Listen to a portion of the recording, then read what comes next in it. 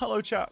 Welcome to the Tuesday stream with me, Mike. And today is an interesting day. Hello, by the way, to the two people that I can see in the chat. It's literally Billy Joe and Nico, who are coming to join me today, and Burnt Out Former Theatre Kid as well. Sorry, three people who are in the chat. It's good to see you all. Man, today is a good day. And I'll tell you for why. Because I have just been announced in a brand new podcast. Literally this morning, I was announced in Ghost Wax Season 2. I don't know if you probably will have seen in the Discord already. I put a post out in the promotions channel. But yeah, man, it's really fun. It's really cool. Hello, Kim. Hello, Bloody Baroness. It's nice to see you guys as well.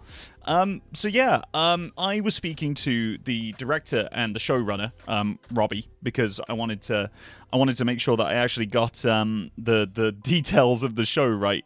Because honestly, I wasn't a regular listener before I joined the cast. But yeah, I know that Bloody Baroness is like a massive fan of Ghost Wax and was so jazzed when I got the role. I didn't actually tell them either. I didn't tell them before before appearing in it. But yes, you can hear me in season 2 of Ghost Wax. I'm actually in episode 1.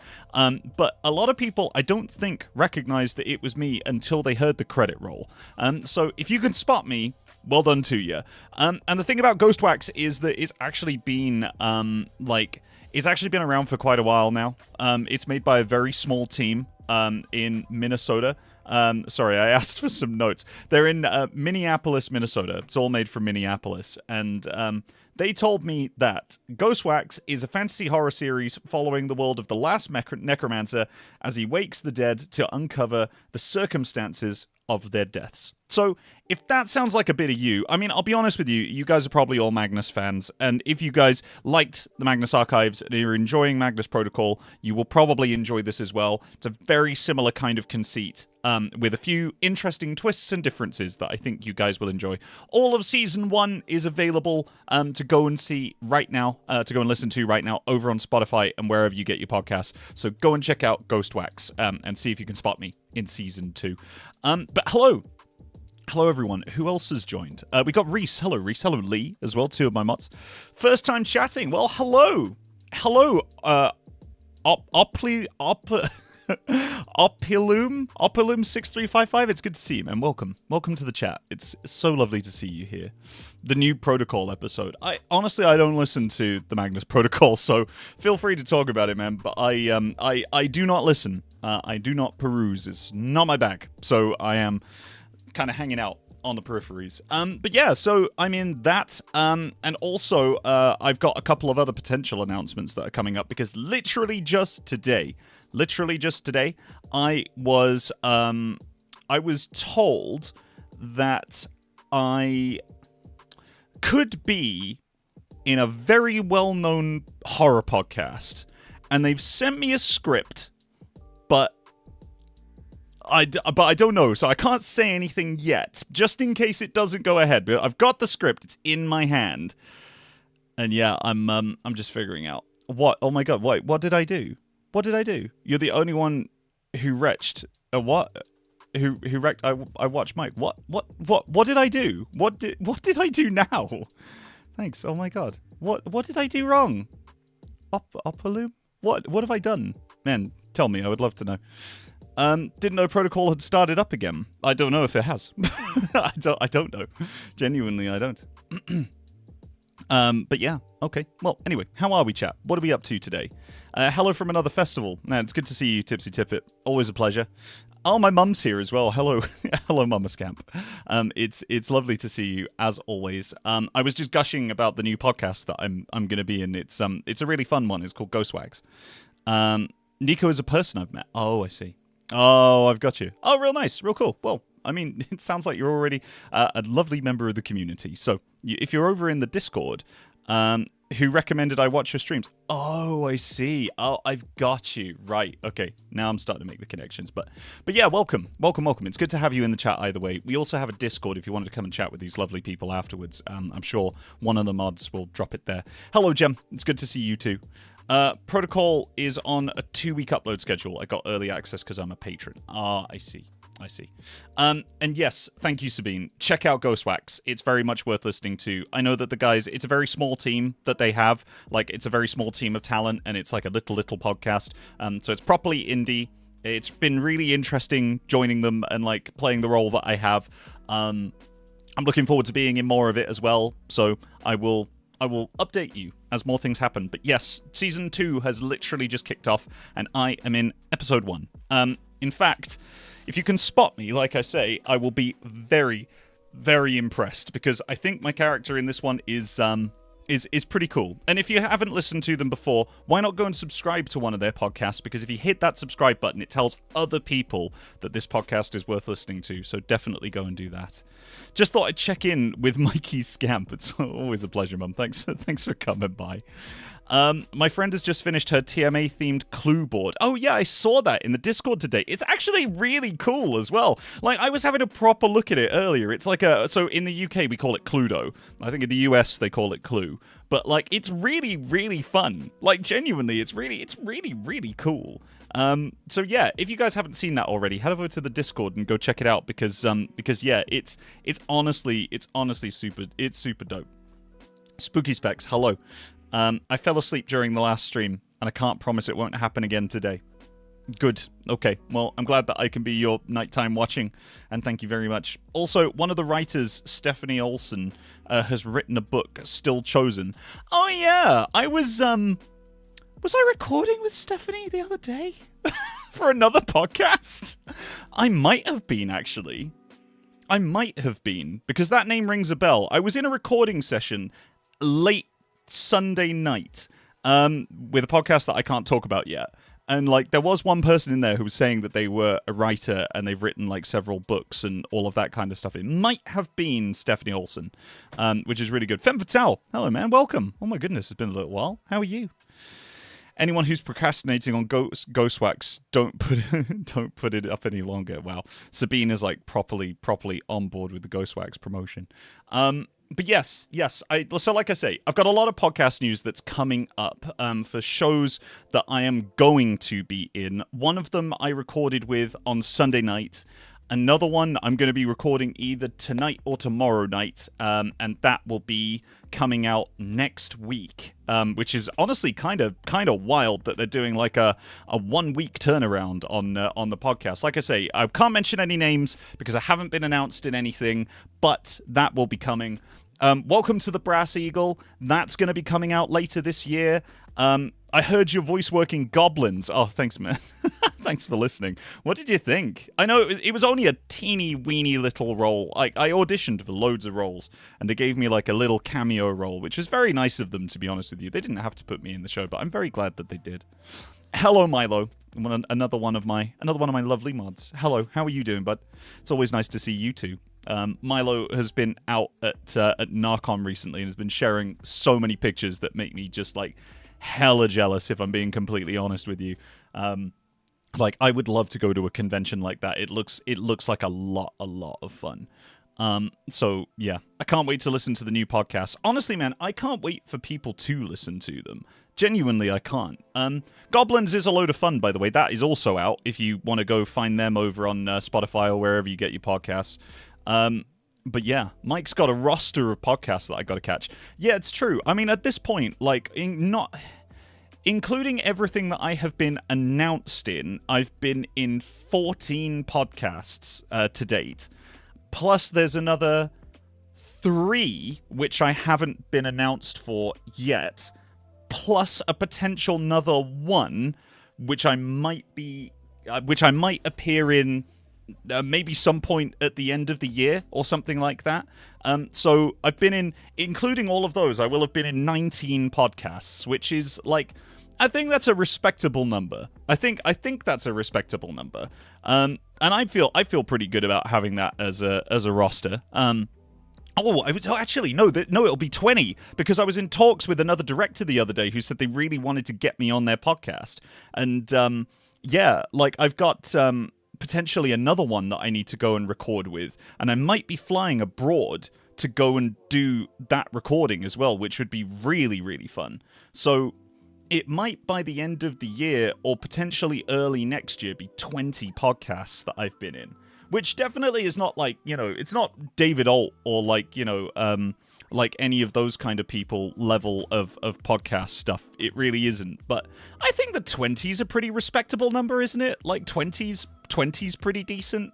Plus, there's a video game that I might be in at some point next year.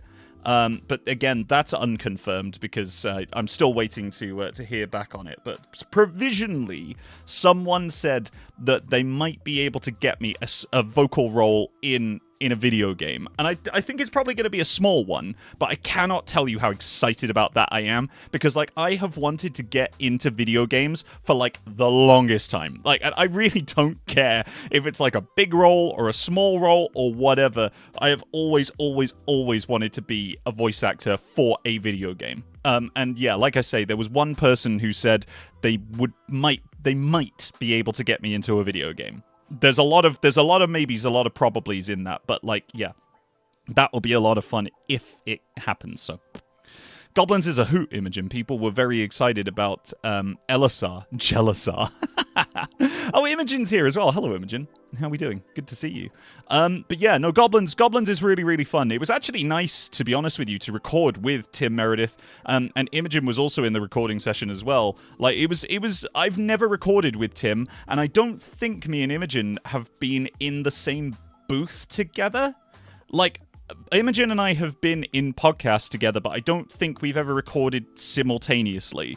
And me and Tim, I don't think have ever been in the same podcast. So it was actually really fun to sort of like connect those dots that I haven't seen in a really long time. And yeah, like, I'm really pushing it, chat. I'm really pushing it this year. Like I say, I wanted this year to be the big year of change, like a huge year of change. So here's the things I've done so far, right?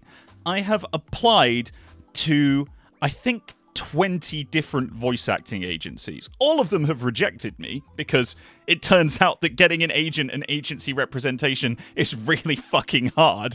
But I've applied to like 20 VO agencies already, and I'm intending to apply to even more this year.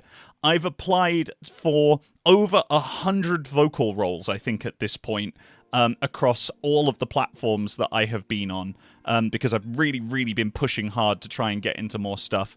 I have joined a gym, and I'm going to the gym regularly now. I was meant to go yesterday, but I didn't in the end because of, well, reasons. But I will be going on Wednesday, so I'm holding myself accountable live. But yeah, no, I've joined a gym. I'm back to swimming. I'm back in the gym.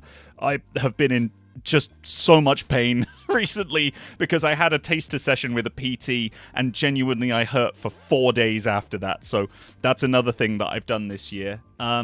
What else have I done? I've gotten a new, like, a role, a new position. Like, I work in a new company now as well. I wanted to, like, progress, like, my other career, and that's all kind of, I don't know if you're interested in that stuff, but yeah, so like I've done that as well. Did you skip leg day? Dude, I haven't been to the gym in 6 fucking years. So yeah, I skipped leg day every day for 6 years. But now I'm back in the gym. So that's hopefully gonna come up trumps. God, what else have I done? I've started writing, so I write short-form content now for YouTube, which admittedly I haven't been doing a lot of recently because I've been trying to push like a lot more vocal stuff, but I have got more ideas for short-form content that I need and want to film, so I need to get on with that. I'm writing a podcast now as well. I'm actually in the process of like writing something with a really good friend of mine who's encouraging and supporting me. And I'm beginning sort of like the writing side of my creative journey, which is cool and fun and interesting. I've already got an idea for what episode 1 is going to look like. I've already got a conceit for like what the whole... I don't know if I'm going to do it as a season. I think I'm just going to do it as individual episodes, so it'll be kind of like short form content but for audio instead, which I'm really excited for you guys to hear and see what you think. So yeah, I've started writing as well. What else have I done? I've come up with ideas for a short movie that I want to shoot. I haven't really done anything with that yet, but at the beginning of the year, I said it was something that I was going to try and start doing this year, and I have. Like, I've actually started to pull ideas together for what a short film might look like and how feasibly, like, I could actually start to shoot that, and the kind of kit that I would need and the scripting that I would need to do, and like I need to start pulling together a storyboard for that too. Like, I don't know how much of this stuff I'm going to be able to do. I bought a 3D printer this year. I've started, like, my 3D printing journey, and I'm doing more stuff. Like, I'm actually figuring out, like, how I can print more 3D print more stuff for around my house. I've already got some ideas for things that I want to print, which leads me on to point 8. I've been learning Blender. I've been trying to learn Blender in the limited spare time that I have. I've been trying to work on my ability to be able to create stuff in Blender so that I can turn it into STL files and print on Nathan over there. So that's another thing that I really, really want to do, is like actually start learning some practical skills.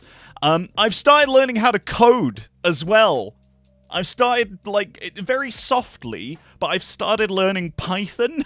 Like, just like I say, not in any great detail, but very, very softly. Martin from the Ask Martin channel is actually encouraging me into, like, buying some kit and potentially doing a tech stream by myself here. Or maybe with him, I don't know, we might do it as a collab and something like that. But yeah, like, I'm potentially going to be buying, like, a Raspberry Pi and a Pico and all of that kind of stuff, and doing, like, a tech stream where I build, like, a really small thing that, like, you know, I can just make work, and that's going to be a challenge in and of itself, but I'm trying to keep the scope of it really small. I want it to do one thing, and I'm going to try and code it to do one thing and then figure it out from there. But yeah, man, the Blender skills also translate to make VFX for your videos. Yeah, that is true. That's true. I can then potentially that will land me in the world of VFX, which would be really, really nice. What else have I done? What the fuck else have I done? I've been to loads of concerts too, haven't I? That was this year. I went to go see Baby No Money. I went to go see Blink 182. I went to what was it called? It's a fest out in Tulsa, Arizona.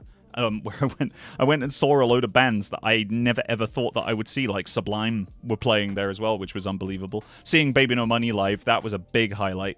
I did Animook. I went to my first con as me, like, represented as me by me, like, and that was a huge milestone. Like, going to a con and it being like something that was Innings Festival. Thank you, Innings Festival. Yeah, like all of that too. Like, that was amazing. Like, Animook is such an incredible experience, and it's given me a bit of momentum to speak to more cons next year. So I'm hoping to do 4 cons next year rather than just the one that I usually go to. And then obviously I'm going to MCM as well. Oh yeah, I went to go see Baby Beard. That's true. That is true. I went to go see Baby Beard in was it South London? No, it was North London, wasn't it? I went to go see Baby Beard in North London, and that was a fucking riot. Needless to, I nearly forgot. And I've also got plans to do more filming out in Austria. What's Animook? Animook is a convention that's based out in Munich in Germany, and it's basically like it's an anime con, I think, at its core. But they're trying to branch out into voice actors as well, and so they invited me as like a voice actor. I mean, admittedly, people had no idea who I was, but, like, the people who did know, like, they were really, really lovely, and they, like, swarmed my table. It was really, really nice. It was such an ego boost, man. Like, seriously, it was so much fun. It was so much fun. But yeah, sorry, what was I talking about before I went into Animook stuff? I was talking about something else, but I genuinely can't remember.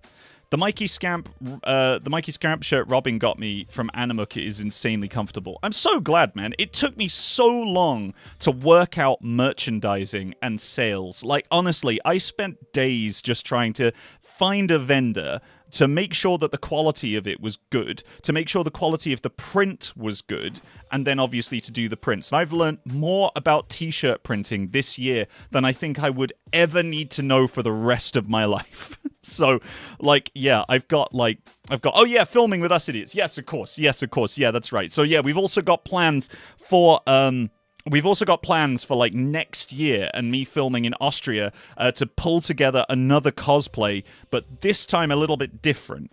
So this time we're going to be aiming for something that's a little bit more technically challenging than the Tracer cosplay that we did before. And I'm really interested to see what you guys think about, because this is going to be the second part of that series, which I'm hoping to turn into a series. Originally, I was hoping to film one a year. That turned out to be too much of like a technical challenge on everyone's part, because there's a lot of moving parts for filming a series like that, like camera crews, equipment, arranging everyone's like time, making sure we've all got time to be able to do it and complete it and blah. Like, there's a lot. There's a fucking lot. Shout out to Rick for getting merch for the Dutchies who couldn't go. Yeah, man, Rick was really the MVP, to be honest with you. Rick really came through. Like, when I was doing the order, I was like, damn, man. Like, I wish that I could like sell this stuff abroad. But it turns out, right, I looked into whether or not I could have my own merch store, and it turns out that it is horrendously complicated for me to just send t-shirts to people. Like, it turns out that is just, it's a whole thing. Like, I know I talked about this ages ago. Like, I just don't think as a one-person outfit there is any way that I can run my own merch. Like, my channel would need to be so much bigger than it is to be able to do that. So unfortunately, it looks like merch will have to be limited to conventions that I'm at, just because running an online store is gonna be, it's just so much work. And like, and it's legislation as well. Like, there's legislation on legislation, and like, I would inevitably end up breaking some obscure law that I had never heard of, like about how big the package size of the object that you're sending is, because it has to be, you have to have people in other countries that work for your business that can confirm how and what it is that you're sending at any one time. Like, it's just like, by the end of the one conversation that I had about how complicated it was, I honestly was like, there's just no way. There is just no way. I'm super happy with my stuff. Cheeks has been coming with me on days out. I'm so glad, man. I'm honestly so glad. Really, I am. I sell on Ko-fi, but even just shipping keychains and prints myself is exhausting.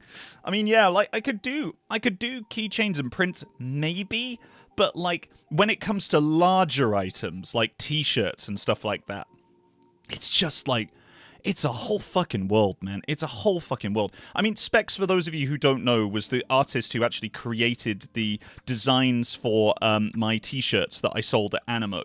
The design is amazing. I've still got the thing, right? Yeah, I do. Here we are. It was this design. Which I think is really, really flipping cool, to be honest with you. This was the design that they came up with. Like, this is the longer design. There was a slightly wider design as well. But yeah, so this is going to be on more t-shirts if I go to more conventions and things, definitely, for sure.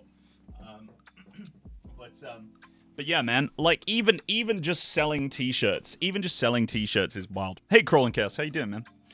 Mainly it's a problem to ship merch to the EU. Good luck navigating the GPSR and PPWR. Do you see what I mean? I don't even know what those acronyms mean. I don't even know what those acronyms mean. The stand, I kept it, obviously. It's over there, man. It's right there. It's been there the entire time. But it's really, really cool. That was actually a gift, by the way, from Specs, with the design on that they surprised me with in Anamuk. Because I didn't get to take any of my own merch home. I have no prints left. I didn't set anything aside for myself, so I have nothing to remember Anamuk by. Like, I've got, obviously, like, the bits and pieces that people gave me, which I'm going to be putting up on the wall. In fact, I was thinking the other day, I was chatting with Drajan. Drajan was like, why don't you just 3D print the frames that you can put the artwork in? Because then you can just make the frames at home. And I was like, duh? Like, why didn't I think of that? I have a machine right there that can print 3D stuff. Why didn't I just print a frame? Like, man, buying Nathan has been an entire mindset change for me. Like, because now I can just think, if I want to buy something, I don't think, where can I buy it? I think, how can I make it? And that's why I'm learning Blender.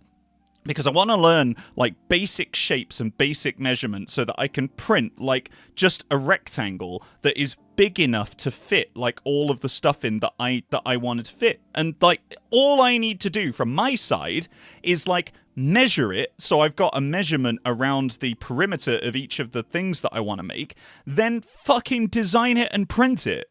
And, like, I can print it in, like, segments as well. Live, laugh, Nathan. Yeah, literally. Honestly, man, Nathan is going to change my life in ways that I didn't even expect.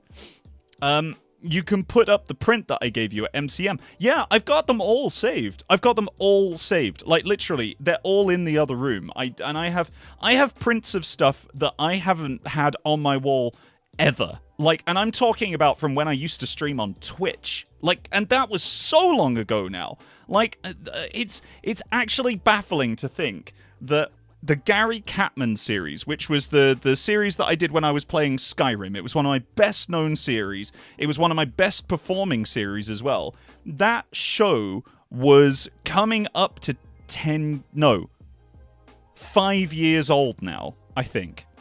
The Gary Catman saga. I think it's still available online. I think you can still find them on Rusty Quill's YouTube channel. I mean, to be honest with you, I don't work with them anymore, and I wouldn't be surprised if they took them down, because I mean, why would you keep them up? Do you know what I mean? Like, why would you? But let me have a look real quick. Is Gary Catman still available on their channel? Whoops. Where's my keyboard? Rusty Quill, Gary Catman. It's gotta be. Right? It's gotta be. Is it? Oh, maybe it's not, actually. Oh, dear. Oh, dear.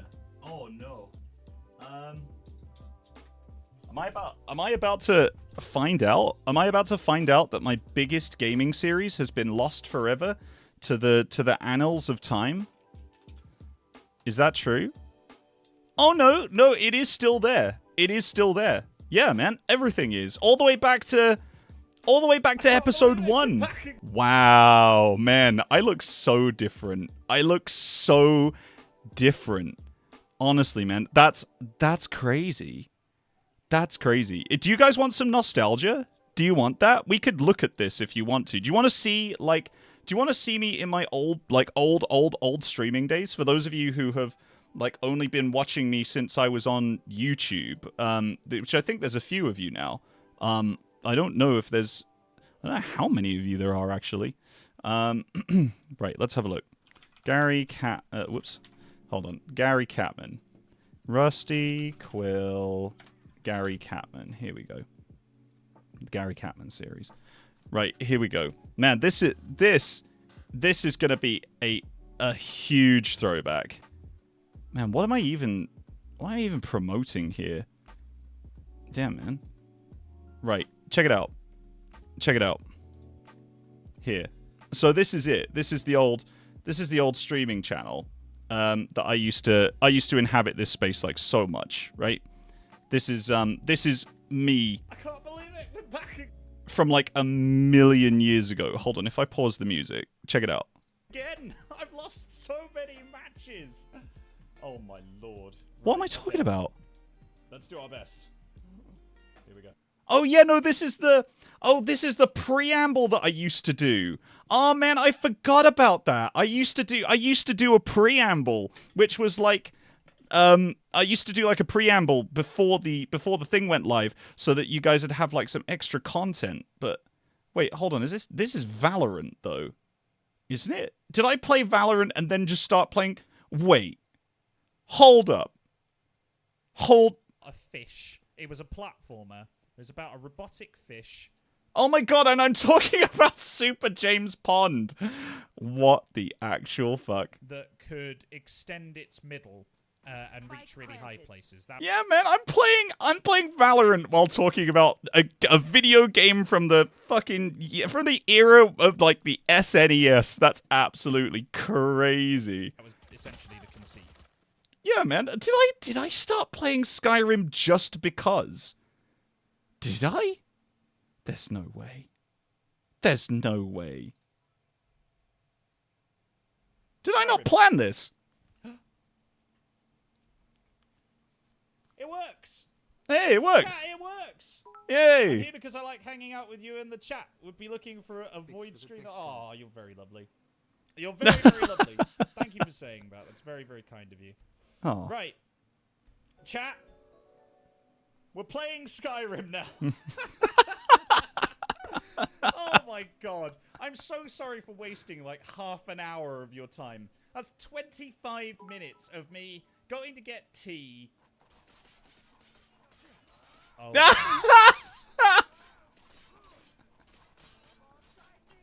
Oh. Oh god. Oh. Oh god. Oh. Oh no. I forgot this is where we left it. Oh god. Oh god. All of the villagers are coming as well. I forgot. I forgot. Oh my god, I forgot that at this particular point we had already got Barbas. And we literally, oh my god, we literally went into the middle of town, but we caused havoc and Barbas was being attacked by every single guard in Whiterun. Oh my god, I completely forgot about this. Dang. Oh, Where's Gary Catman though? Where is he? Do you ever see him in this entire thing? Damn. I just want to find one goat. Oh man. Oh my god. How long are you streaming for today? Oh god, yeah. Yeah, it's 4. Oh my god, it's been 4 hours. Right. Oh yeah, oh my god, yeah, it's streamed for 4 hours and 5 minutes. Dang. Is this the one where we... Right, anyway. Yeah, we did. Yeah, I forgot about this. We actually, what do you call it? Punched Alduin to death in the end. That was the whole objective of it, right? The little Derek, yeah. The old RQ streams are how I recognize Joe and other scamps. Yeah, man. I'm glad that you do. This is... Good. Lots more stamina. That would be good. This is really old. This is really, really old. Like, I can see the chat has gone, like, completely dead. So I'm just going to enjoy this for me. Like, this is proper nostalgia. I genuinely... Look, there's Anil, look, who used to be my old streaming partner for, like, a while. That was... Oh, my God, there's the old Stinger. The old Stinger transition. I built that. You don't have to give. You don't have to. I built it. Feel that you do. Oh my god, yeah, people used to... We used to get massive hype trains back in the day. You don't have to give me anything. Honestly, please don't. Yeah, man. Work.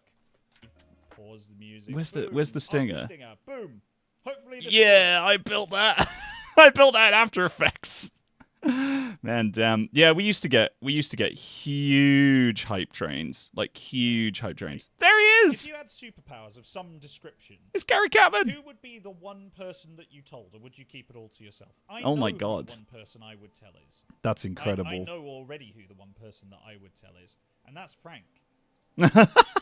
No. The one person I would tell that I had superpowers to is Frank. Honestly, I think that's still true even today. I think that the one person... If I had superpowers, I genuinely think the one person that I would tell is honestly Frank. God, I miss Frank, man. I really, really flippin' do. I miss Frank a lot. Like, we chat, like, every now and again. But, like, we used to stream together, like, all the time back in the Rusty Quill days. And, like, it was always really fun. It was always really cool. But yeah, man. So anyway, there you go. That's Gary Catman. So I've got loads of stuff from that, which is honestly kind of wild. First time seeing any of this for me. It's so weird. I love it, man. This is, like I say, this is like ancient history. Like ancient history. I used to stream with them. When did that episode even drop? That's an interesting question. That's a question, actually. What's the date stamp on that? This is 5 years ago. Yeah, I was right. Yeah, it's been 5 years since I played Skyrim and had my biggest series. I think my biggest series was Skyrim, And my second biggest series was Hitman, because I love Hitman, and I love the Hitman series, and I still do. I still go back to it and play it every now and again, and every so often I think, maybe I could go back, and maybe I could bring it to, my YouTube channel and all of that kind of stuff. Yeah. But it was lockdown. I think it was after, no. I think it was during the second lockdown, actually. It might have been... It wasn't during the first one, I don't think. I think it was during the second lockdown, because that's after I moved and I was living somewhere else. So, yeah, that was when I was living in a house and I had my own office, which was really cool. So I was, like, building out this office space, which was really fun. I'll never forget your Sim streams. The Sim streams. Man. The series that I did with Nico Vitezi. Man, yeah, that was a lot of fun. The Sim streams where we were, like, one-upping each other and we were playing on the same file. The mod house. Yeah. Yeah, man. Wow. That was wild. So, for those... It was pure crackhead energy. Yeah. It really was. For those of you who don't know, I used to stream with another guy called Nico. We really enjoyed streaming together. We came up with this idea where, like, we would stream on the same Sims file, except we would, like, prank each other. And we had this whole, like, it was all choreographed, it was all staged, but, like, we had this, like, fallout, and, like, we were, like, doing different things to, like, each of our Sims, and, like, we'd remodel, like, the kitchen or whatever. And, like, then the other person would discover what we'd done in the previous stream, and it was always, honestly, it was always really fun. No, it was Mod Island. Yeah, Mod Island was like... Mod Island, I think, has been something that the mods have been threatening me with for the last 2 years at least. But yeah, man, that was a lot of fun. Looks like a lot of history I have to catch up on. Oh my lord, yeah. It's like, it's a lot of streaming, man. It's a lot of streaming. I've been a content creator for, like, I don't know, all said and told, all said and done. I actually think I started making content when I was about 26, so it has been about 10 years now. All said, if you include, like, my first original channel, which didn't get more than, like, 50 subscribers, and then the stuff that I did on Rusty Quill, which, I mean, my Twitch streams there used to get between 150 and 300 people a stream, and then coming over to YouTube and setting up my own stuff and moving over to my own channel, all said and told, I think I've got, I don't know, man. Yeah, it must be about 10 years now. 10 years of content creation, which is kind of wild. Nico, I keep getting jump scared too. I'm sorry, man. The Great Minecraft Conspiracy. Oh, yeah, Now that was funny. I remember when I was given the footage to edit for that, and I was so mad. Me and Anil had set up this whole, like, Minecraft idea of, like, how we were going to introduce people to the world of Minecraft who hadn't played it for the first time and all of this kind of stuff. And, like, literally the entire Rusty Quill crew spent at least a day trying to prank us on the server that we had built, so that, like, basically they built this skybox around us that they were, like, gonna pen us into, and then they were just gonna let us, like, discover that, which was, oh my god, yeah, it's so wild. Hello, Gracie. 2 streams in a row. I must be a real scamp. You are, man. You're back to being a real scamp. Welcome back to the family, dude. But yeah. Man, wow. Yeah, those were wild days. Those were wild days. It genuinely feels like it was a lifetime ago, even though the RQ streams are only about 5 years ago. So half a decade, which is, yeah, that's a lot. The Minecraft Conspiracy is my comfort video. Oh my lord. Well, I'm glad. Man, the prank that Rusty Quill played on me, that they then made me edit. They made me edit their own prank. I was so fucking angry. I was so fucking annoyed. And then after that, I was like, do you know what? Actually, they put a lot of effort into this. I watched the whole thing, and I was like, actually, do you know what? They've really put a lot of effort into this prank. So yeah, oh my god, yeah, that was a time. That was masterminded by, I think, Alex Newell and Martin. Frank was like filming and coming up with loads of ideas too.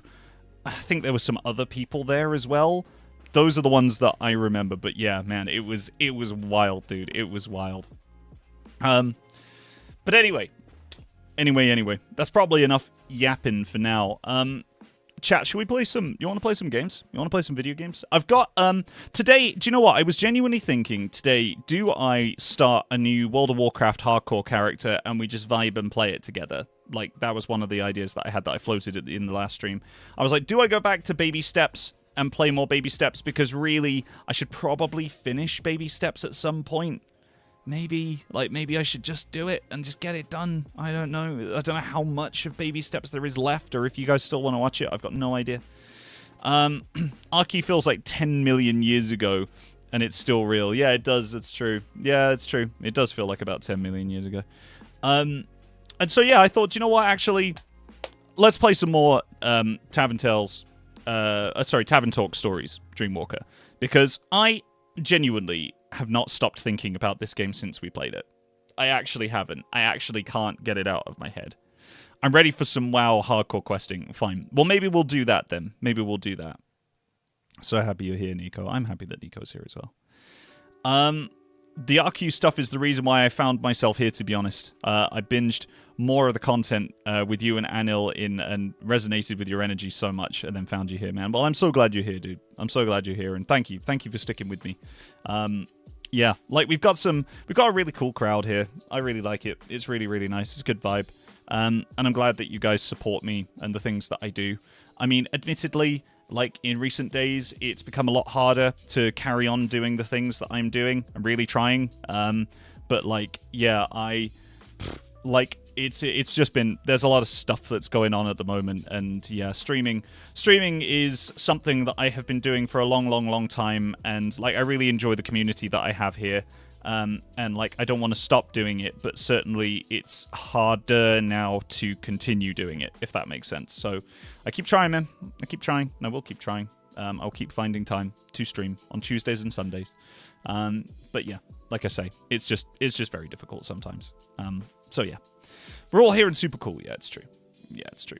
But anyway, I realized I said I would stop yapping and carry on playing some games.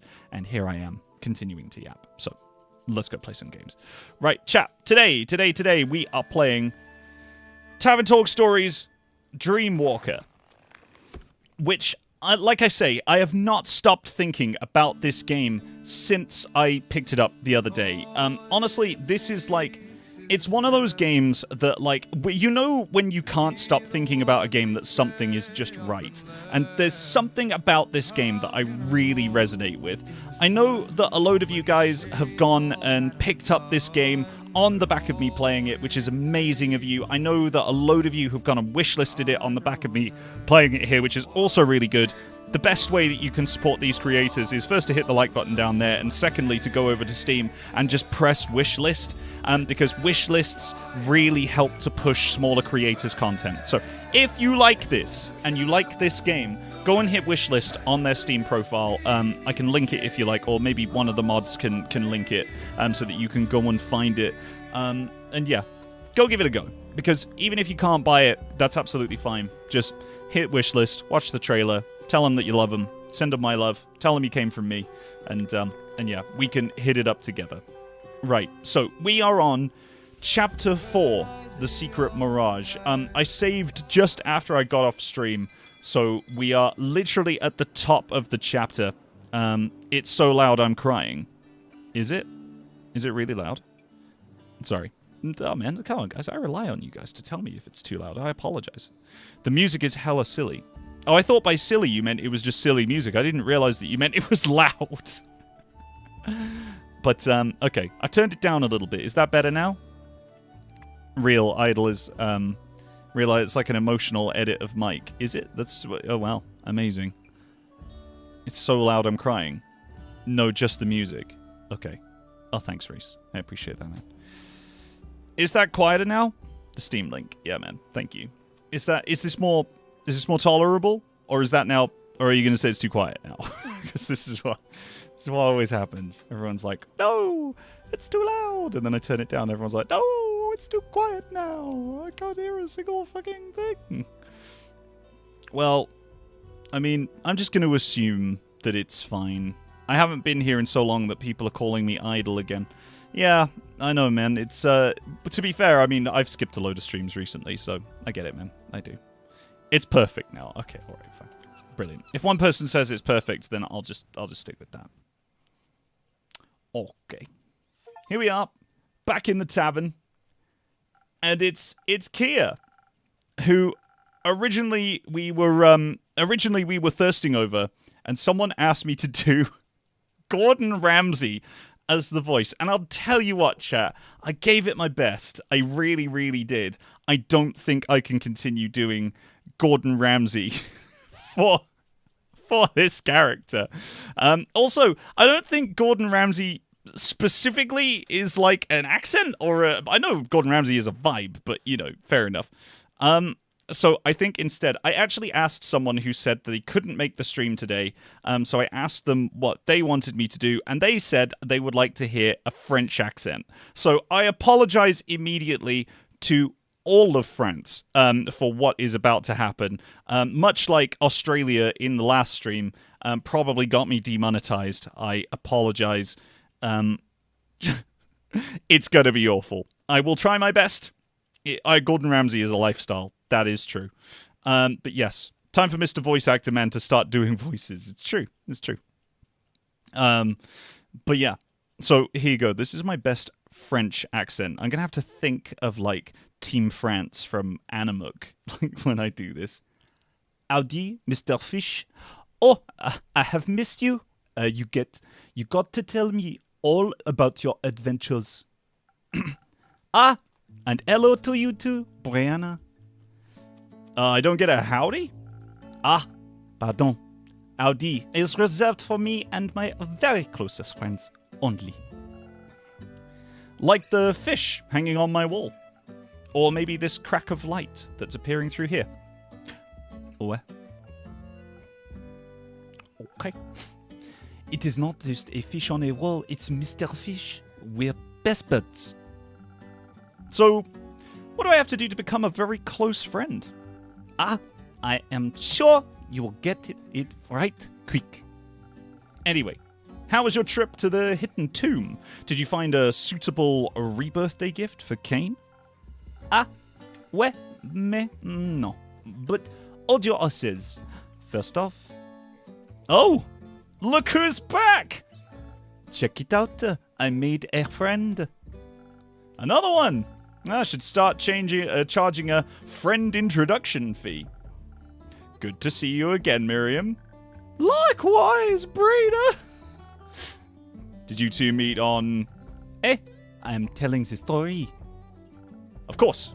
Do you want me to fix you some drinks before we dive in? No. It is not time for drinks, but maybe after the story, you can surprise me with something, Brina. Of course. Miriam, anything for you?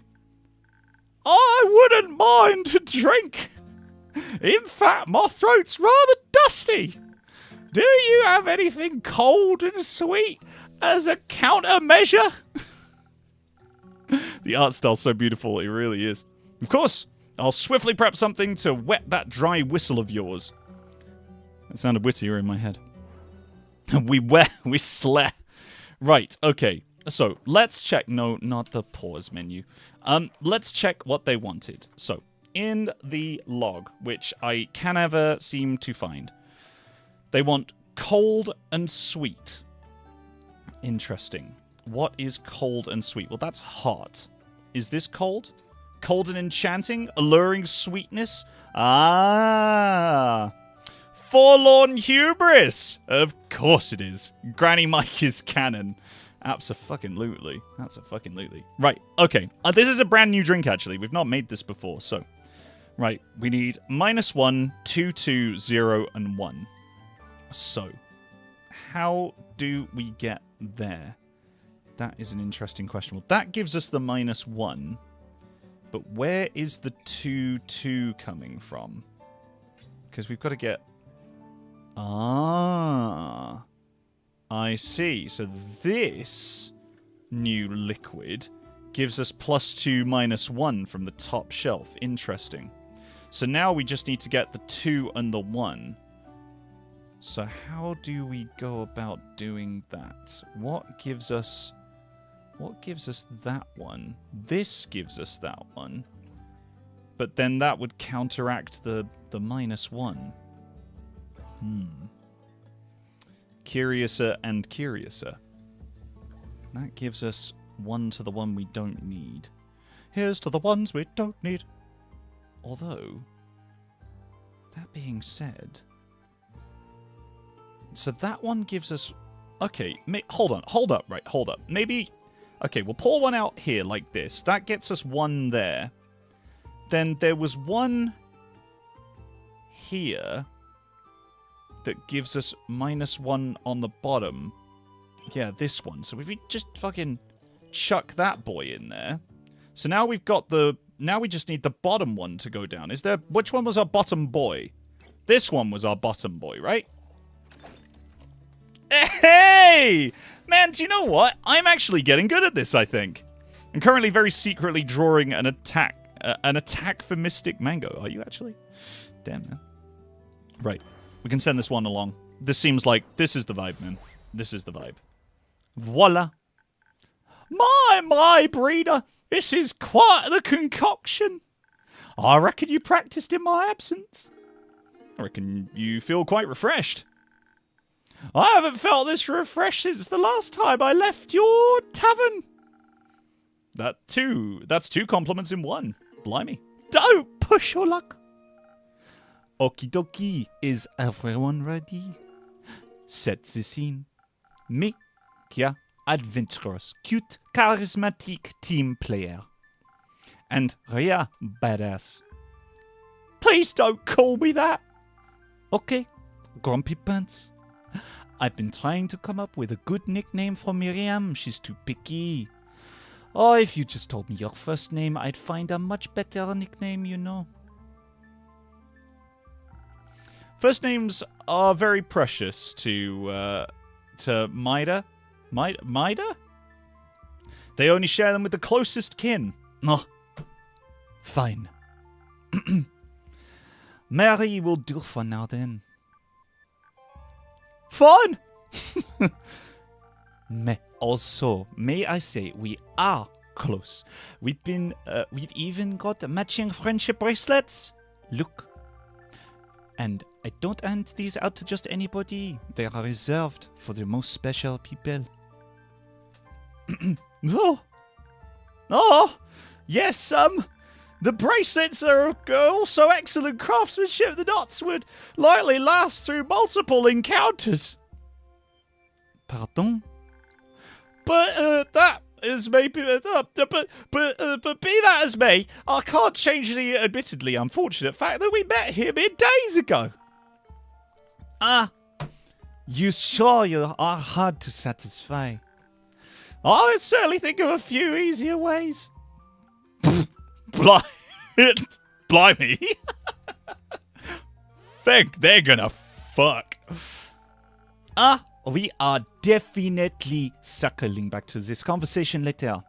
But I should probably tell our tomb story first before I forget the good parts. Our audience is waiting, after all. Right, ladies, gentlemen, mounted fish, it is story time. Leave the tavern. I felt so in tune with everyone that I met. Your drink certainly pushed my social synapses to the max.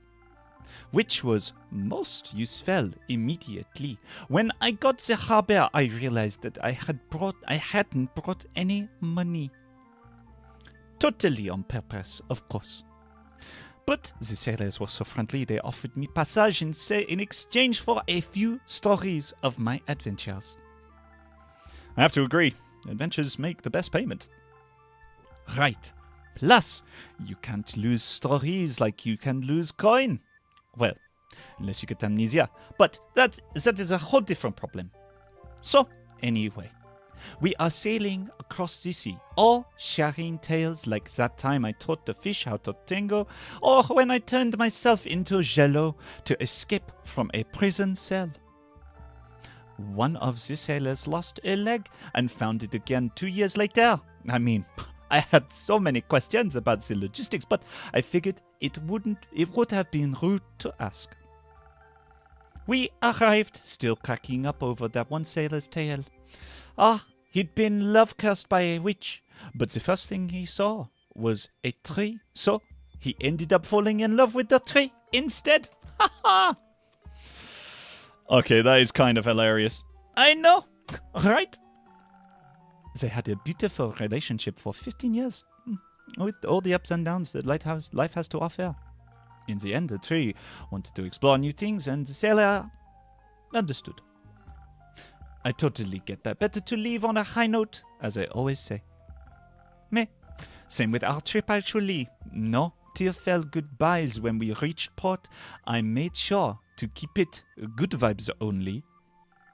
So, I set out onto the Great Cyan Plains. Honestly, a sheer size of the steppes were amazing. Felt like the horizon just, you say in English, never ended. Unfortunately, my feet soon felt the same way, and with the sun beating down, it was hotter than the blue blazes. I started wishing I had brought a sunbrella. Just when I thought I was totally lost, I spotted several sets of tracks. Now, you might wonder why that's relevant. What the fuck is that seagull doing? What the fuck is that seagull doing? Are you seeing that? Oh my god, I saw it out of the corner of my eye while I was reading. What is that seagull? There's lore behind that seagull. I flippin' know that there is. Oh my lord. And I'd be wondering the same thing if it weren't for the types of track. You're supposed to ask me what type of track? What type of tracks? Well, if you poured your drinks as slowly as you catch my hints, you'd be out of this job and I'd still be thirsty. Ouch. You're forgiven. As for the tracks, they were hooves. Such a relief. Perhaps I wouldn't have to conquer the trek on foot all alone, after all. Naturally, I followed them and found an entire merchant caravan chilling under a small grove of trees. So, I marched right up to them and went, "Hello! I'm Kia." Smooth. Well, worked like the charm. I asked them where they were going, and get this, their route was taking them right past the tomb. Can you believe it? I can't tell if you're incredibly lucky or secretly a master strategist. Hey, don't sell yourself short. Your drink clearly gave me magical opportunity sensing power. But here is the best part. They were already leaning by the spare amount to they were already lending their spare amount to an archaeologist who was going to study the tomb.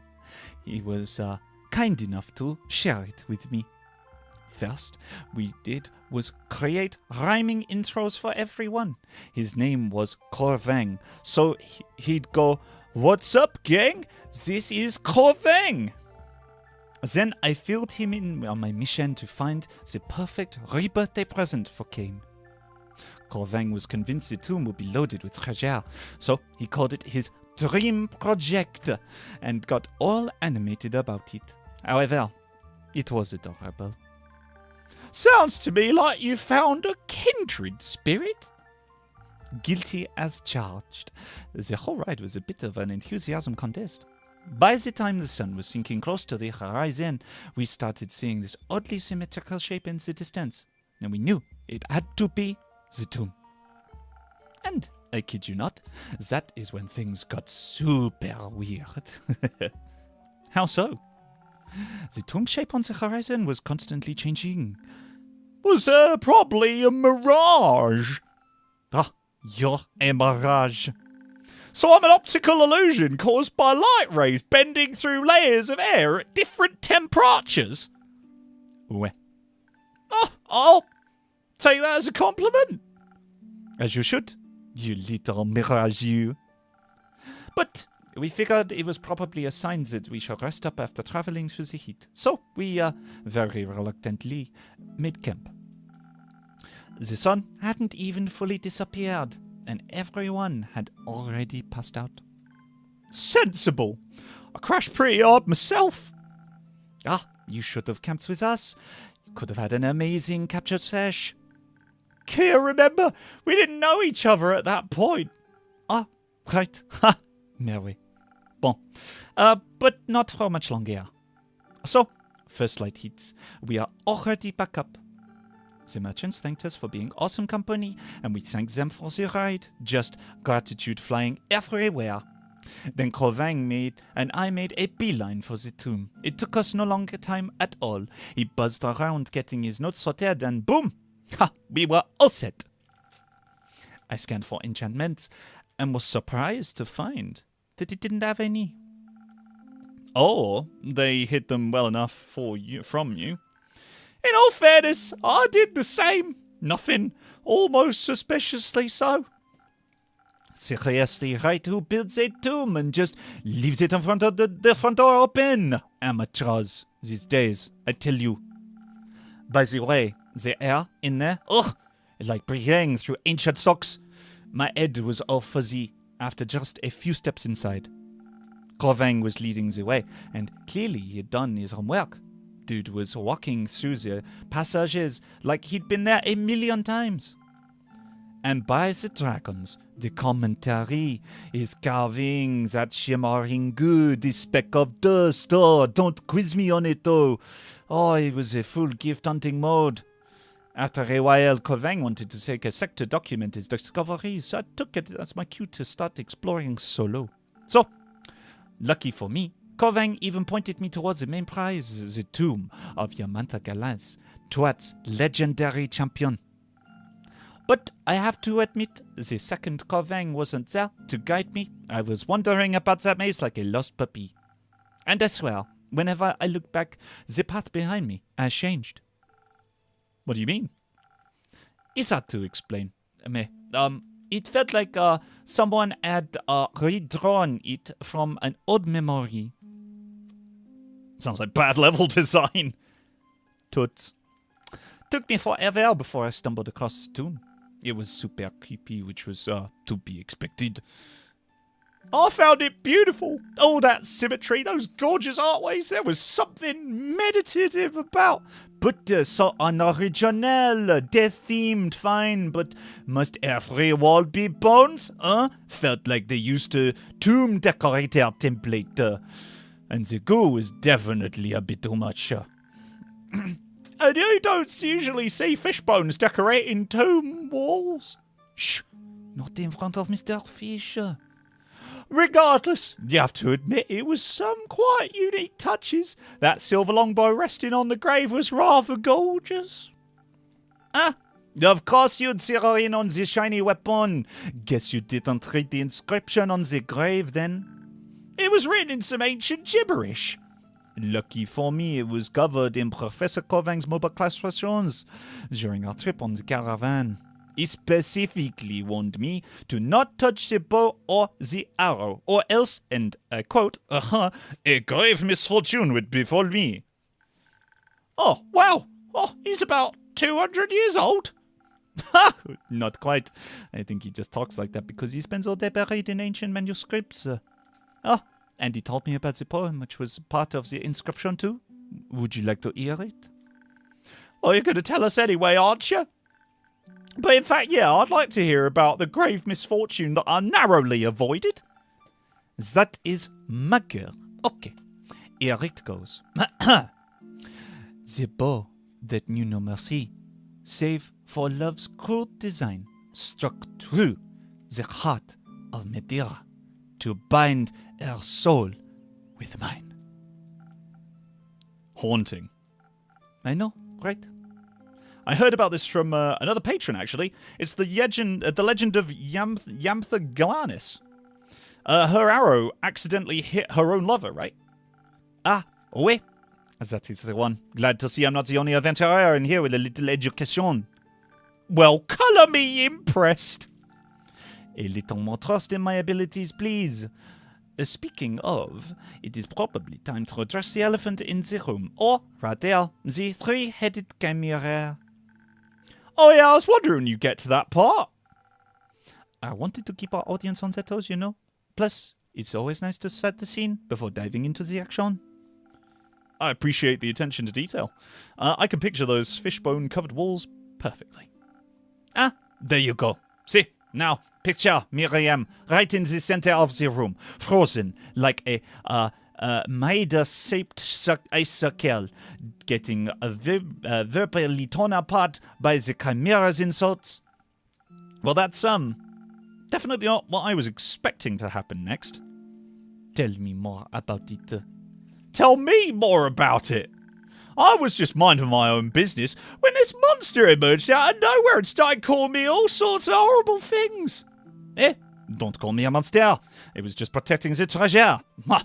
You must have grabbed something you weren't supposed to. Maybe I did. That's beside the point. It brought up my family, and that's absolutely crossed the line for me. Had you not intervened, I would have... good thing I intervened. I'm not going to lie. The whole angry insult thing was not meshing with the let's all be friends vibe I tried to be rocking during the trip. So I'm trying to be all cheerful and defuse the situation, but no. Completely ignored. Then I spotted Marie reaching for her glaive. I knew I had to do something quick. So, I had nothing, so I just blurted out, "Hey, I'm Kia!" Not howdy for the chimera? If you had been paying attention, you would have remembered that howdy is reserved for only the specialist of friends. And the insult-slinging ancient guardian of the tomb wasn't? No. Not at that point, at least. No, that's the spirit. No need to be sarcastic, it actually worked. They were both completely stunned, just staring at me. I figured I had to roll with it, and I was like, and what is your name? There was this long pause where it was just looking at me like I was crazy, and then it actually answered. Gijameshumika. Total mouthful, I know. Turns out each head wanted to have a different name, so they just mushed them all into one. I nicknamed it Gishi. Of course you did. It didn't seem to mind, and once Gishi told me his name, I could tell it was starting to soften up a bit. But before I could ask another question, Miriam goes and shouts, "What is your fucking deal?" Direct quote, by the way. Well, yeah, I wasn't exactly in the mood for pleasantries after I'd just received the exact opposite. Fair enough. And ironically, that worked too. Gishi told you off for trying to take his treasure, and I had an opening to defuse the situation with some good old diplomacy. Easy said than done, because just bringing up the crucial bit of detail here, the three heads could not agree on anything. Apparently, the cop head went all pacifist 100 years back, which the hyena head had grudgingly agreed to. Well, was this maybe connected to the creepy fish bones on the wall? I guess we will never know. The real problem was the first two heads were constantly bickering with each other. It wasn't helped by the ghost head's ability to read everyone's minds. It was constantly sighing, which didn't exactly lighten the mood. So whenever someone entered the tomb, Gishi's little family feud would get interrupted with that person's entire emotional baggage. Like trying to have an argument with someone blasting music in your head. So instead of attacking people outright, Gishi would vent in frustration through insults. But that would make it angry enough to fight. And the whole pacifism thing would go out the window. Feels like a classic lose-lose scenario to me. So I sat all three heads down and talked them through their issues. Turns out, most of it stemmed from Gishi's childhood trauma. Who could have known? I'm going to spare you the details out of respect for Gishi. That stuff was pretty personnel. Let's just say I got all three heads to see things from each other's perspectives. Ghost Head even stopped its constant saying. I have to say, I'm genuinely impressed. Believe me, so was I. Don't act so surprised, though I got to give some credit to that magic drink of yours, Brina. I'm flattered, but let's be honest, this was mostly you. Is teamwork just, across time and space. And speaking of teamwork, once Gishi was in a more, let's say, balanced state, it even apologized to Miriam. Which I accepted for the record. Just wanted to get out of there without any more drama. Ah, well, very adult of you. And look what I got us. Gishi actually let me take some treasure as a parting gift. I snagged this wicked clock that shows your date of death, which Kane would have loved. Cool, I guess. Ah, you guessed right. How funny it would be to give that to somebody who already died. Wouldn't it just show their actual date of death then? Oh. Maybe. I was just expecting it to show this next one. Either way, we'll never know. But I'm getting ahead of myself. I completely forgot about meeting up with Corvin. We told Gishi we would be back to make introductions. Corvin would be in paradise. But the moment we left the tomb, everything was all labyrinthy again. Totally lost. I called for Corvin like crazy, but no dice. I figured Miriam could help me track him with some magic, right? Wrong. And oh boy, did that open up a can of worms. Within an instant of using magic, the tomb started, how you say, falling apart. More fading away. As the walls crumbled to dust, bones were crashing towards us. We obviously went into full "we're about to be buried alive" panic mode. I didn't panic. Oh. We both full on panicked and dashed through the tunnels until, in an instant, we tumbled into open air. The tomb and everything in it, poof, gone without a trace. What do you mean, gone without a trace? She's right. We were just standing there with nothing but empty plains in all directions, as if the tomb never even existed. Then we saw Corvin. He was just lying on the ground, looking just as confused as the two of us.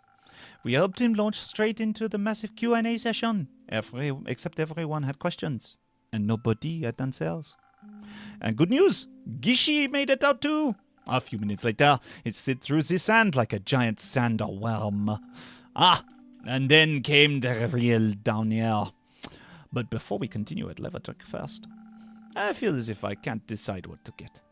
Do you have something in mind? How about a drink that'll get your hopes up?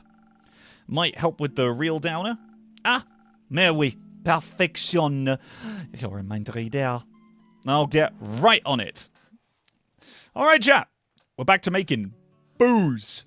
We've got to make a drink that will give them a sense of hope. Let's see what's up. By the way, I don't know if we actually have any French people in here at all. But I sincerely apologize for my French accent. It's it definitely needs some work. That's for sure. All right, let's just double check the phrasing of what they said. Get your hopes up is what they said. So we want something that will improve people's hope. We don't want creativity and confidence, courage, help, motivation. Hope. Both versions will fill you with hope. Aha! It's the old Northern Brawler. Indeed, indeed. Shots! 100%. Right, now, I need to remember how the heck we made this the other day. I think it might have been... Was it this one? You just chuck a glug of that in there? And then a little bit of this? Then we need to take the middle one down by 2. And that one up by 1. Yeah, I think it was this, right? This is the Northern Brawler. Perfect. Easy, but you know what? I actually remembered a recipe all by myself. Look at this, look. We don't even need to feed it to the bee. Dang. Man, that bee is going to be, like, so hungover today. We're not even giving them something to take the edge off. Oh, la la. This is like instant happiness in a cup. I just know everything is going to work out. I'm glad to hear it. Okie dokie. Let us wrap up the story. Fair warning, though, we've got to get through this little down here before we get to the good part. So, we are standing in an empty field where the tomb used to be. Something made me check my bag and, all the treasure was gone. Honestly, it's more French than half the actual French people I know. I'm not French, but I've heard worse French accents. Well, thank you, chat. I appreciate that. Oh, no. Corvin was super upset too. Not only had his dream tomb disappeared, but all his tools were broke when he tripped and fell over. Cure Marie saving the day. So, I was just waiting for the good news. It was a simple restoration spell. No false modesty, girl. It might be simple for you, but someone else could have totally fumbled it and set his entire bag on fire. Trust me, I have seen it all. Granted, I've also witnessed my fair share of magical mishaps. Thank you, Phoenix Fire. I appreciate that, man. Talk about the mood saver. Corvin was thrilled he'd managed to record information from much of the tomb. I tried to thank us with gifts, but Miriam too stubborn to accept anything, so I got something cool for Kane. It's a playful guide on hospitality of various tombs across the world. You know, for when you need temporary lodging during your death. He calls it Tomb Advisor. Essential reading for someone like Kane. Mais oui. And I got you one too. Wait, really? He's ghoulish, and I got to think of a better rhyme. I've always wanted something like that. Alors. It goes up on the shelf. Hey, nice. We have our own tombstagram. Amazing. I bet it will look great in your tavern. It can never be worse than the Dutch accent by Van Helsing in Ari Dracula. As a Dutchie, I'm offended by that accent. Man, do you know what? I might cheekily call Juliet of Team France and see if we can get see if she can roast my French accent. We'll see.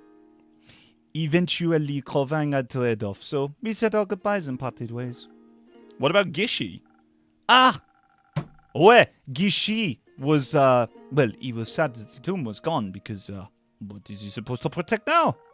So, Corvin asked if he could give it a ride to the museum, saying that they might have the perfect job there. Really? Oui, apparently. Their hotel clerk quit, and they were in need of a new one. So, you know, guarding the door, inspecting the tickets, throwing out the trespassers, one job for every head. Ridiculous! Heartwarming. Right, Gishy even said that it'll remember us fondly. After all, we took the time to listen to us problem. And what's even more heartwarming is that Marie and I realized that we were heading to the same direction. A pleasant coincidence indeed. We headed to the port, which was so much faster now that we knew the best route, and Miriam covered the boat fare. Bless her heart. It was the least that I could do after you saved me a nasty fight to back in the tomb. Mon plaisir. Anyway, the rest of the journey back was pretty uneventful. I mean, the weather got a bit weird, fog rolling in despite clear skies, but I just chalked it up to maritime weirdness, you know. And, here we are. Well, I'm glad you at least got your present for Kane as a silver lining. Totally, but honestly, there was way more than just a silver lining. Think about it. I got to meet the most fascinating people, from sailors to merchants, absolutely passionate archaeologists, and hear all of their incredible stories. Then we helped a very grumpy chimera work through a century of generational trauma. Best of all, I said that at the very beginning. Actually, do you wish to finish this, Marie? She found a new friend that she occasionally Yeah, finally, you can admit it. But we still need to work out your excitement levels, darling. I'll save my excitement for the big moments. I will take that as a challenge. Feel free to do so. So, any upcoming plans? Oh yeah, mais oui. But first things first, I got to reply to my new pen pals. Any ideas of what I should say? I thought I was keeping up with I thought I was keeping up with all your new friends. No small feat, I might add, but pen pals. That's news to me. Oh, what really? I must agree. I recall no pen pals. Ah, oopsie daisy. I found a message in our bottle when I was crossing the sea. Must have slipped my mind because of all the other exciting bits. A message in a bottle? How old school. I know, right? Sadly, the paper got all soggy, so I could hardly read anything. I figured I'll write back and just throw the bottle in the same spot. I already sent them a quick message saying, I'm super busy right now, but I would love to hear more from them and would reply properly when I have time.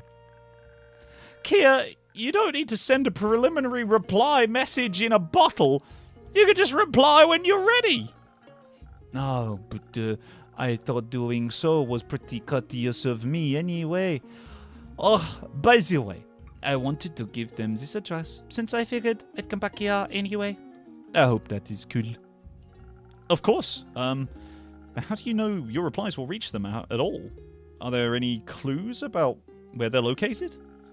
Well, there were a few flowers in the bottle. They were pretty well dead, but they still had an interesting shimmer to them. What kind of shimmer? Like orange golden? Like those plants growing on the Amber Isles? No, I would say similar, but slightly duller. Oh, they could be from the Copper Archipelago. The plants there have a dull shimmer to them, and the place itself is all the more mysterious. How exciting! Oh, you're really hungry for adventure stories, aren't you? Well, maybe. It gets pretty quiet around here. Not that I don't like it. I totally love this place. But when my patrons tell stories, I can picture myself right there with them. It's the closest to get to, you know, the whole adventuring thing. Oh, Mary. Mary, you must have something adventure-like to share. Mind giving me a few examples? Come on, Mary, anything. Been to any cool places lately, done something crazy, or at least heard something from someone else you can share with the complete disregard of any fact-checking, Oh, I know, there's supposed to be a vampire who lives in a castle inside a volcano. Yeah, I heard it from my colleagues at the, No way. Yes way. I, honestly can't decide whether it's the coolest thing I've ever heard or the tackiest. I mean, castle in a volcano. Compensate much. Mary? Apologies, I was momentarily lost in thought. What are you thinking about that old castle? I must say, the architecture is apparently nothing short of extraordinary. At least from what I've been told. Irresponsible Irresponsible archways. These archways are so irresponsible. They just do stupid things all the time. Impossible archways. Stairs that spiral back on themselves. Gravity defying. Well, everything. It's all kept together by some fascinating old magic. Hey, something's a little weird. Yeah? Have you ever not told us this story before? Kia again! We've only known each other for a few... No, I mean... There's a lot of fog building up outside. Oh my god, there is, look. Look, there's loads of fog out there. Did you guys notice that? Did you guys notice this creeping in? I had no idea. Oh. It's just fog. What is the big deal? I suppose you're right. Although it is getting closer. Hey, why is the room spinning? Is it? Why is everyone looking so scared? Oh fuck, what is happening? Oh, what's with the blinking? Why are we blinking so much? What? What is happening? Oh, I didn't know this was a horror game. Sometime later. What? Witness the strange fog. What? What is happening? There's fog here too. Right, anyway, look, I guess we've got these clues to deal with, but yeah, I have no idea what is happening right now. Right, Kia found a message in a bottle, but the contents were unreadable. It may have been sent by someone near the Copper Archipelago. Phantasm Heritage gives a strange mastery of dreams. Lava Leech Collector fears the Burning Peaks might quite literally live up to their name. Maybe it goes here because they said it was something to do with fire. And this is the vampire. Vampire lives inside a volcano. Wait, no. The Lava Leech Collector fears Burning Peaks might quite literally live up to their name. Oh, that... Okay, Lava Leech and Vampire. That feels like it goes together to me.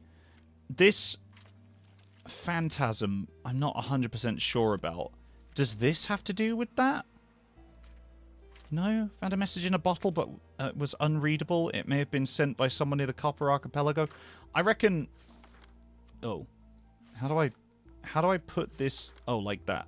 Right, we're going to put that on another quest, because I think that's to do with something else. Plains conceal a tomb, a champion of This one's their favorite clocks or puzzles.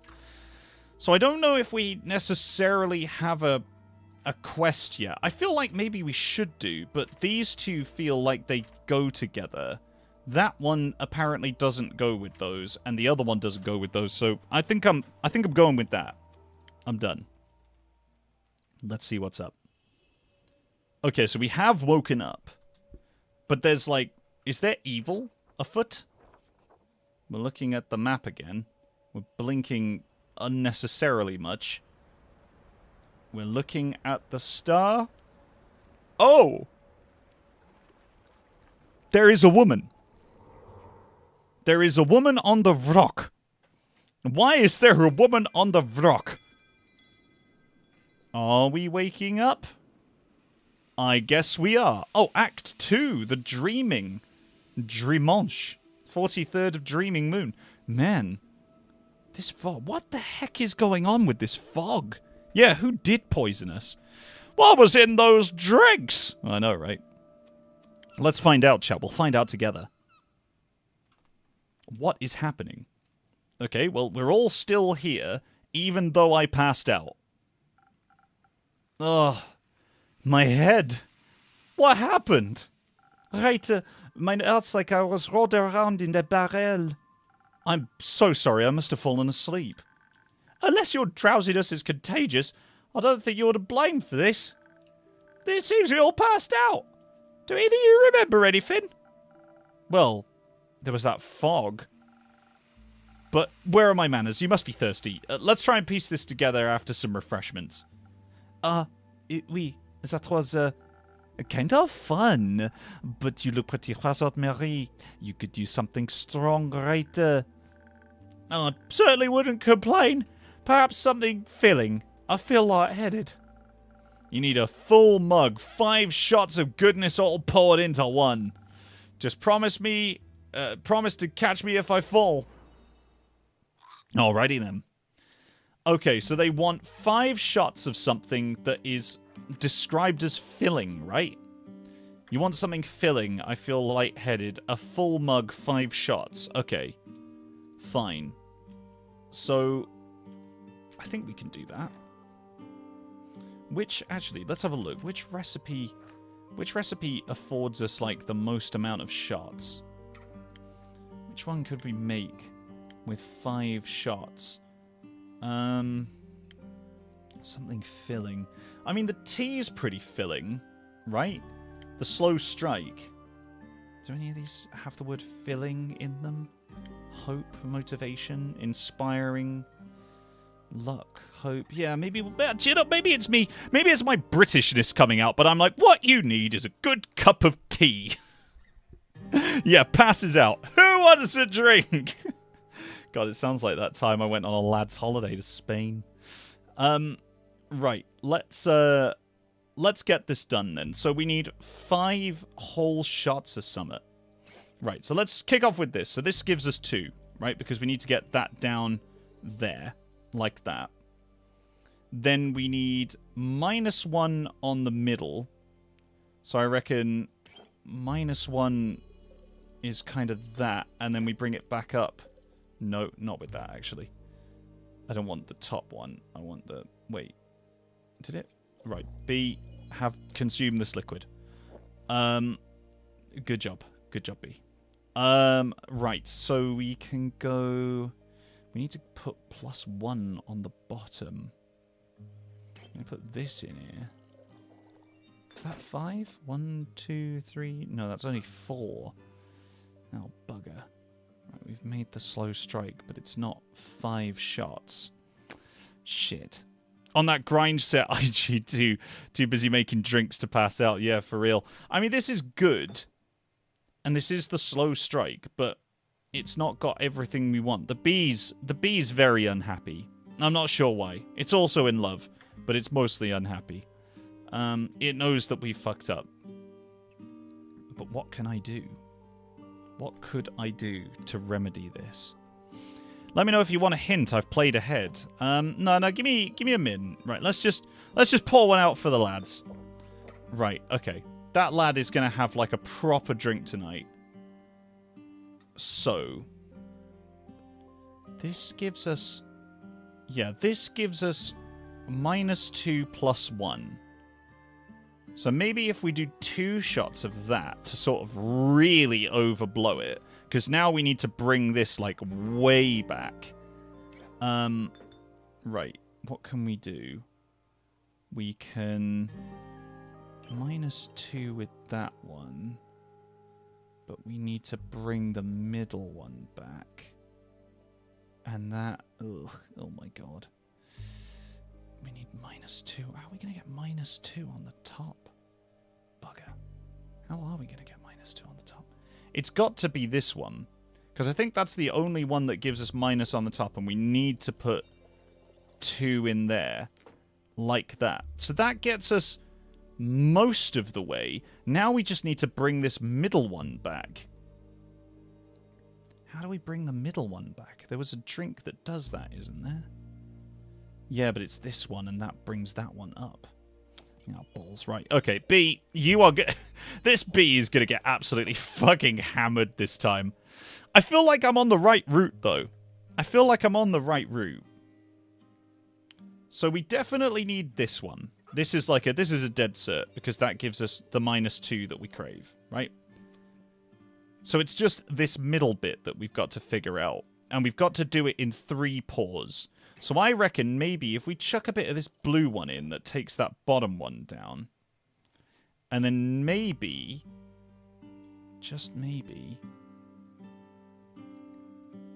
that gives us -2 on the middle one, though. I don't really want -2. I just want -1. Okay, it can't be the blue one. Oh, bollocks. No, balls. Right, pour one out for the lads. Good job, Pete. Good job. Right. So, it has to be this one, because that's the only one that gives us -2 there. But then we need 2 shots. So we need one that overextends the bottom one? Maybe? Play it -2, because that'd take that to -3, which is wrong. That takes that to +2 and 0, which also doesn't quite work. Interesting. There's something that I'm missing here, and it's probably quite obvious. The bee's really shitting it now. The bee knows we fucked up. It's also shaking quite violently. I think that bee has had too much to drink. It's a shame we're gonna have to make it drink more. I'm sorry, bee. Because, yeah, I don't know. If we pour this one in, that gets us there. That is a slow strike, but now we need one more. And I don't know what else to pour in there. I don't think there is anything that we can pour in that won't immediately counteract something that's quite vital. You know what I mean? Okay, alright, Nico, I'll bite. Am I on the right route? Like, am I getting there? I've poured one out in 4. I don't know if I can do it in 5. I think the bee is scared of the fog. That is true, actually. It could be that the bee is potentially scared of the fog. Maybe that's why it's vibrating now. Maybe this is the vibrator bee that we needed the entire time. Right, this one... Okay, right, let's just do it one more time. So that's 2 red, 1 green, and a blue. Drawing an Eladrin OC is so much fun. Oh man, you're drawing an Eladrin? Which Eladrin are you drawing? Are you drawing Yitri from Remains to be Seen? The podcast by Direflame Studios? It's not the... Oh, I'm not doing the right drink. Oh, I see. Something filling. Okay. Wait, does it? Yeah, it doesn't have anything else other than that. It's a different drink you gotta make. I can tell you which one if you open the book. No, don't tell me. I'm just gonna figure it out for a couple more tries. Just give me a couple more tries. Maybe it's the Northern Brawler. Although we did make that before. Maybe it's the Northern Brawler. Or maybe it's the... Actually, maybe it's the Seasonal Tides. Right, okay, let's try this. Let's try this. Pour this out like that. And then... Right, now we need to get the middle one. Yeah, so this one we can take up by 2. Like that. Now we need to get the middle one and the bottom one. And they both just need to be raised by 1. Oh, bugger. Oh, bollocks. Oh, bollocks. I've done this one in 4 as well. Shit. Right, okay. B, listen, you, honestly, man, you're... I cannot wait for this bee to get absolutely fucked up. I want this bee to be so drunk. Right, fine. It's got to be the Northern Brawler. Right, it has to be this one. So, if we take our time with it, because normally I'd go for this, and that's how you get that top one. So, if we go for this, that brings that up by 1. And then... This brings it up by another one. I'm just pouring it all over the fucking joint. Now we need to get the middle one down by 2. So we'll just chuck a load of this in. Okay, that's -3. Now, is there one that does -1... -1... That does -1 there. But that's not... Oh. Oh, bugger. Which one brings the middle one back up? That one does. That one does, but that also affects the top one. That's just going to get everyone completely fucked. Right, okay. Alright, I'm more convinced that it's this. B, have another drink. just have another one, B. Have another one. On me. B, it's all you, baby. Right. So that gives us that. Which we need. So this is fine. It's this bit here that I'm kind of struggling with. So I can't affect that middle one. I can, however, pour this one out. That brings that up. Right. Now I need... Maybe this one? What is the one that brings the top one down? I don't think there is there? Yeah, there is one that brings the top one down. So maybe if we pour this one out, the red one, and then we bring the top one down by 1. Which one was it? 4, 2. That one. Oh, balls! Oh, bollocks! I've done it in 4 again! Man, I mean, that's quite the drink, but it's not the right one. How am I so good at this when I... Sponge it, please. Sponge it away. Right, B, listen. You can have another one for your nerves. Have another one for your nerves. Right. Okay. Maybe it's the Voyager's Dream. This is our absolute stinking classic. The Voyager's Dream.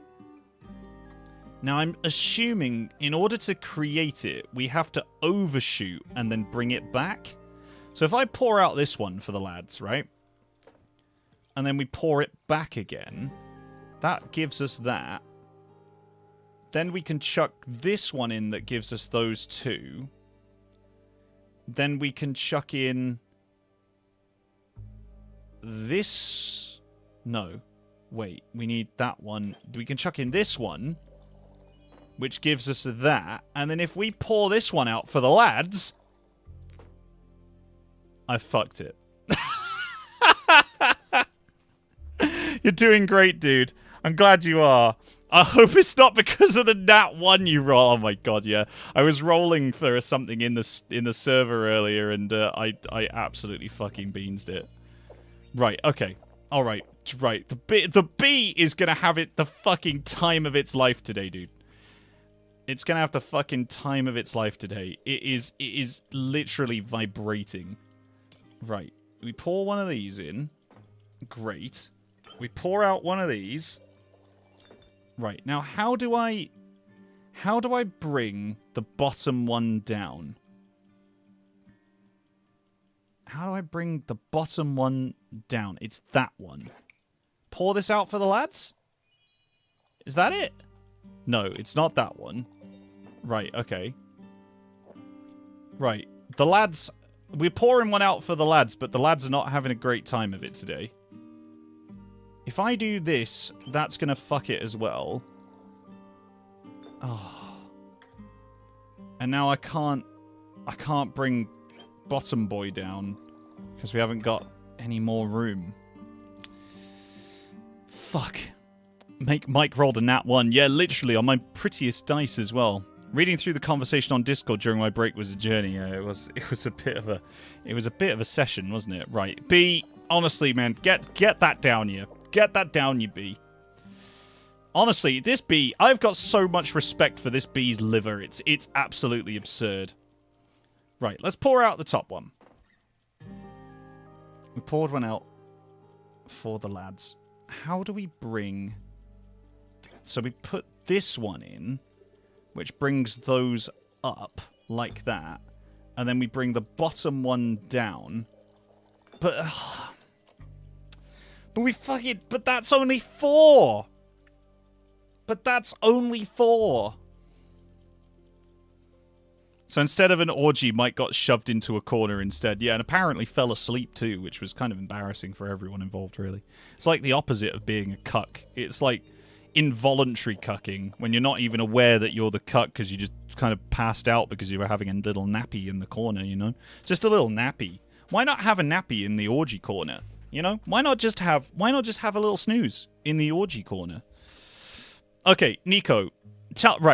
Nico, tell what drink is it? Because I'm honestly struggling to figure out which one it is. Unless it's this one, the Forlorn Hubris. I mean, it would make sense, right, with it being me. Pour one of these out for the lads. Maybe. Maybe that's what we need to do. Is it the Forlorn Hubris? We may never know. Right, where's my... this one? Must have missed that. Yeah, it's okay, mate, don't worry. Okay, so that one... But the trouble is... That... That is Forlorn Hubris. And once again, we've done it in 4. Fuck. Right, let's put B... Here you go, mate. Honestly, dude. Just fucking get this down, you. Just get it down, you. It was an unhinged conversation in the Discord earlier today. Yeah, it was. Yeah, it really was. We brew in Hubris. We trying to. So it's the seasonal tides, but remember you can make drinks with different mixtures to get what you need. Yeah, that's what I've been trying to do. Okay, well at least we know it's this one. It's this drink that we need to make because Nico has confirmed that now. So, fine. Let's chuck a bit of this in. I bet... Oh, did I do this in the last stream? I bet you I fucking did as well. Right, then we can bring this down by 2 like that. And then what? Then we need to bring the bottom one up by 1 with our bottom boy. Is this bottom boy? No, we also need to bring that one up. By doing this? Which one brings that one up? This one does. Oh my god. Oh. Oh my god, I feel like I'm close. I feel like I'm close to it now. That was not the play. There you go, B. Have even more. Honestly, this B, genuinely, I have just the sheer most respect for this B. Like, literally, you just keep giving it booze, and it just does not stop. It's like a fucking booze hound. It's like that perk from Fallout. Right, we'll chuck a bit of this in. So I'll bring them up like that. Okay, now we need these two to come up. Like that. And then we need that one to go up by one. But I don't think we can do that. Can we? Can we do that? Oh. Oh my god. We fucking did it.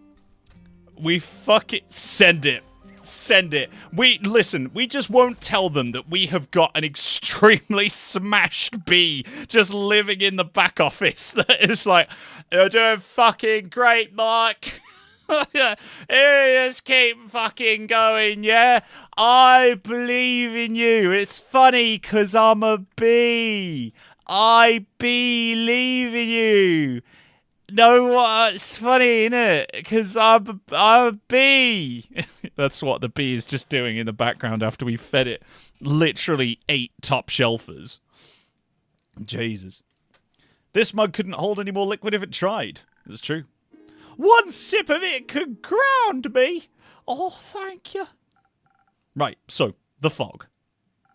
Whatever I did to us is over now. No point in worrying if we're all fine. Right? The fog doesn't normally make people pass out, though. We don't know how long we were out for. Actually, that's also the terrifying bit. And I didn't exactly wake up refreshed. Doesn't it worry you that it still lingered outside? No. I should. I need to check with my parents. I just hope nobody got hurt. Yeah, I should go see them. Oh, wait, Marie. I mean, it's still pretty foggy outside, right? Are you sure it's safe to go? Shouldn't we check for magic first? It's fine, I'll figure it out on the way. Bon, ouais. Sure, probably for the best. I mean, running always is often the best way to deal with a difficult situation. I don't need your sarcasm right now. No, I'm being serious. When things go bad, it's best to leave and find a better energy elsewhere, unless they have alone for the exact reason. You left the dream planes? Ah! Oh, by using the ancient teleporting mirror, of course. A bit risky, but you have to grab chances when you see them. I'm afraid teleporting out the dream planes isn't just a bit risky, Kia. It's close to impossible. And very dangerous. People usually get stuck in the barriers between them and other planes. You could have got seriously hurt, or worse. It was fine. I mean, the mirror broke, but I didn't. And I got to make a cute mosaic out of it after. Like I always say, if life gives you lemons, get a different life. That doesn't sound like healthy advice. I beg to differ. You can't fix everything, and life is too short for bad vibes. Also, lemons are good for your immune system. In small, occasional doses. Alright. You got me on lemon technicality. And you know, I'm sure there is a way back if I ever wanted to go. That's not how the dream planes works! That was a one-way trip, Kia. Ever the pessimist. I have to go now. I need to make sure everyone's okay. Well, fuck. I should check on the town too, yes. You got it. I see you around. Or not. Oh, cool. Is there anything I can do to help? No, but thank you. I feel I ought to do something. You don't, Brina. This is on me. Well, safe travels, Miriam. See you anon. We didn't need out anyway. What a bore. No need to be so mean. Mean? She literally walked out on us. She's worried about her family. But what if the fog turns her into a cloud or something? I just made a friendship bracelet. Kia. Yeah, yes, you're right. So, it's just you and me. Oh, what are we gonna do? Should we tidy up a bit? Mr. Fish, I totally forgot about you. Are you okay? Kia, are you okay? I'm fine. I'm fine. Let's just tidy up a little bit. We can't have people stumbling in here thinking, oh, we're a mess. You have a reputation to keep up. Sure. Okay, fine. Let's tidy up. We're tidying up, chat. Oh, so tidy. You can really see the difference. How odd. What? While I was out from the fog, I dreamed that all the shelves in the pantry were hanging upside down. And look, they are. Are they? Just how magically, yeah, did I sleep? Well, no, just how magically potent is that stuff? What the fog? Oh, it is kind of odd. Or, as Mary would call it, rather peculiar. I hope she's alright.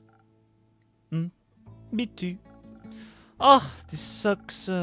She should be here, helping us deal with whatever this magical weirdness is. But she's worried. I know you said that. She said that. But she could have made sure we were alright first. What? Does she have an identical twin that would die if they do not reunite by midnight or something? She does have a sister, actually, a younger one. Oh! What is her name? Well, Miriam, but... Zara. It's Zara. Oh! You know her first name? Are you close? We're... bang buddies. No, we're best friends. Congratulations. Nah, then I hope she is okay, or whatever. Yeah, me too. I need a drink, like, now. Can you get me one? Sure. Anything in particular you're in the mood for? Something to help me defend the tavern in case that weird fog gets back inside. It's already inside, dude. Can you not fucking see it? And I could definitely use a spark of motivation if we have to do more cleaning. I could add an extra bit of courage for any hazards involving dust, or just make it super refreshing to get you going after a strange power nap. Oh snap, both sound perfect. You're the expert here. Dealer's choice. Right. Chat, we are once again left with a decision to make. What should we do? So I'm thinking defending the tavern is probably going to be the brawler, but do we add a spark of motivation? No, we need a spark of motivation, but do we add an extra bit of courage, or do we make it super refreshing? What do you guys think? Do you want courage, the cowardly dog, or refreshing, the cowardly dog? Which would you prefer? Let me know in the chat. Also, what do you guys think of this game so far? Like, this was kind of an impromptu stream, I'm going to be honest with you. I hadn't intended to stream this twice, but I thought, given that we enjoyed it so much the first time around, it might be really fun to actually just give it another spin, and genuinely, I'm having a really good time. This like, whole thing is vibes. It also gives me the opportunity to sort of, like, stretch out my voice acting a little bit more and try something that I've not tried before. Courage. Refreshing. It's too hot outside. Man, it is hot outside, to be honest with you. It's really, really bloody warm. I've got my fan on over here, which you guys can probably hear in the mic. I hope you can't. It's cozy. I like it a lot. Yeah? You think so? I'm glad that you do. I'm glad that you do. Refreshing. I also need that. Okay. All right. Loving it so far. Courage. Okay, interesting. So that's 2 votes. 2 votes for refreshing, 2 votes for courage. I guess it's down to me as the noble leader of this fine thing. Another one haunts the dust. Oh yeah, that's our rumor, isn't it? First time seeing this game, and for me, I'm loving it, Mike. Man, honestly, I'm really glad that you are. Like I say, if you want to, go check it out on Steam. I think it's only a tenner right now in the UK. So if you want to pick it up, you can pick it up for relatively cheap. And also, I mean, if you can't afford to buy it, it's absolutely fine. Like, you know, why not go wishlist it? That would also be really good. Right, let's have a look at our drinks. And by the way, just to be clear, the stream is not sponsored. Like, I'm not sponsored by the devs. They just gave me a free copy of it and said go ham, so I did. Energy, courage, and motivation. Okay, right. So it's going to be, yeah, it's going to be the Northern Brawler, which I thought so. King Scampy. Man, I appreciate that, dude. Had a few hard times with drinks here and there, but I love that it makes me think. Honestly, man. Yeah, I feel that. I feel that. I will. I've already wishlisted it. Good job. Good job. Right, and we need to make it extra refreshing. So how do we add refreshing to it? What is refreshing? I think dexterity, relax. No. What's refreshing? What is refreshing? Is this refreshing? Are any of these refreshing? Inspiring, luck, hope, inspiring hope, courage, hope, no. Sweet, enchanting, inspiring, spice, luck, hope. Oh, this one's refreshing. Hold on, refreshing motivation. Actually, of course. Why did I not see this before? Of course it's a cup of bloody tea. Of course it's a cup of bloody tea. Should have seen this all along. Right, okay. We're going to add the tea liquor.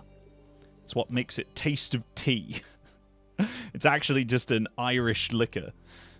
Ancient recipe, born from the vales of Ireland and beyond. Right, okay. Let's see if we can reduce. Reduce. Is this one? There we go. So we need to bring that one back and that one up. So I think we can do that with this, right? Yeah, this one here. That's it. There we go. That's how you make tea. It's a slow strike. Send it. Straight in, baby. Straight in. Bosh. I hope my choice will serve you well. I feel like I could defend the tavern from the mightiest cloud of giants. Oh. Oh. You're finally awake. Gaius. Perfect timing. We could use some cheering up around here. What have you been up to? Worrying, mostly. Also, your accent's changed. Ha!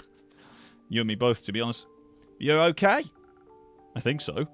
I came by earlier, but you were both out cold. Hold on. You what? Did the fog affect cute people in taverns? No. Yeah, no, nothing at all like that. Nah, everyone has passed out about 10. How long has it been, by the way? About 36 hours? Woke up around halfway through. It's pretty scary. I thought you might never wake up. I guess I was never affected because my dream magic or something. I'm not sure how it interacts with the creepy mists. Did you take the opportunity to draw mustaches on us while we were sleeping beauties? Nah, that would have been clever, but nah. I was panicking too much to do much mischief. I'll keep worrying about the fog, but could have been doing to everyone. I wanted to help, but I had no clue where to start. We are safe and sound. No need to worry, your pretty little head. Now, let's just move on, yeah? Do that. Worry. I mean, more than I should, probably. Uh-huh. Is everyone else okay? Oh, I think so. I was trying to move people to safety when everyone started waking up. I was so relieved. But then again, it wasn't like waking up from a normal sleep, right? You felt that too. Everyone was so disoriented when they started waking up, struggling to remember everything in all sorts. That was when Captain Bristletash approached me for help. Wait, is that his real name? Or do you just call him that? No, why would I call him something that isn't his name? That'd be so mean. Does he have a prickly mustache? No, but he does have hairy ears. Although I don't think that's important. So, Captain Bristletesh. Incredible. So that is his real name. He knows I'm good with dreams. I helped him to recreate his favourite pair of socks a few years back after they unravelled in the wash. I tried to gently help guide people back into the realm of the awake, but all I did was accidentally cover them in goo. Were they dreaming of slime?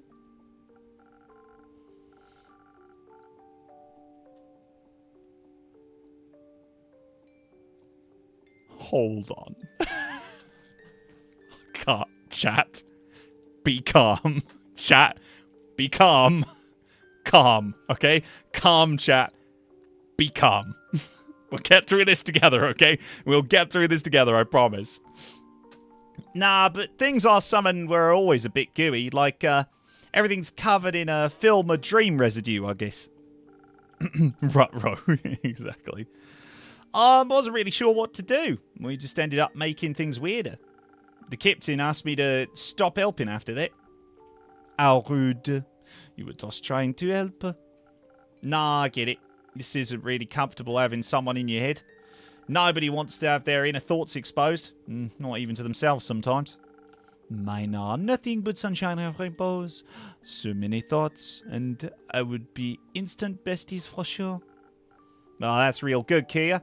I wish mine were like that too. Oh, get over yourself. I'm sorry for being so melodramatic. A little melodrama never hurt anyone. I was just kidding.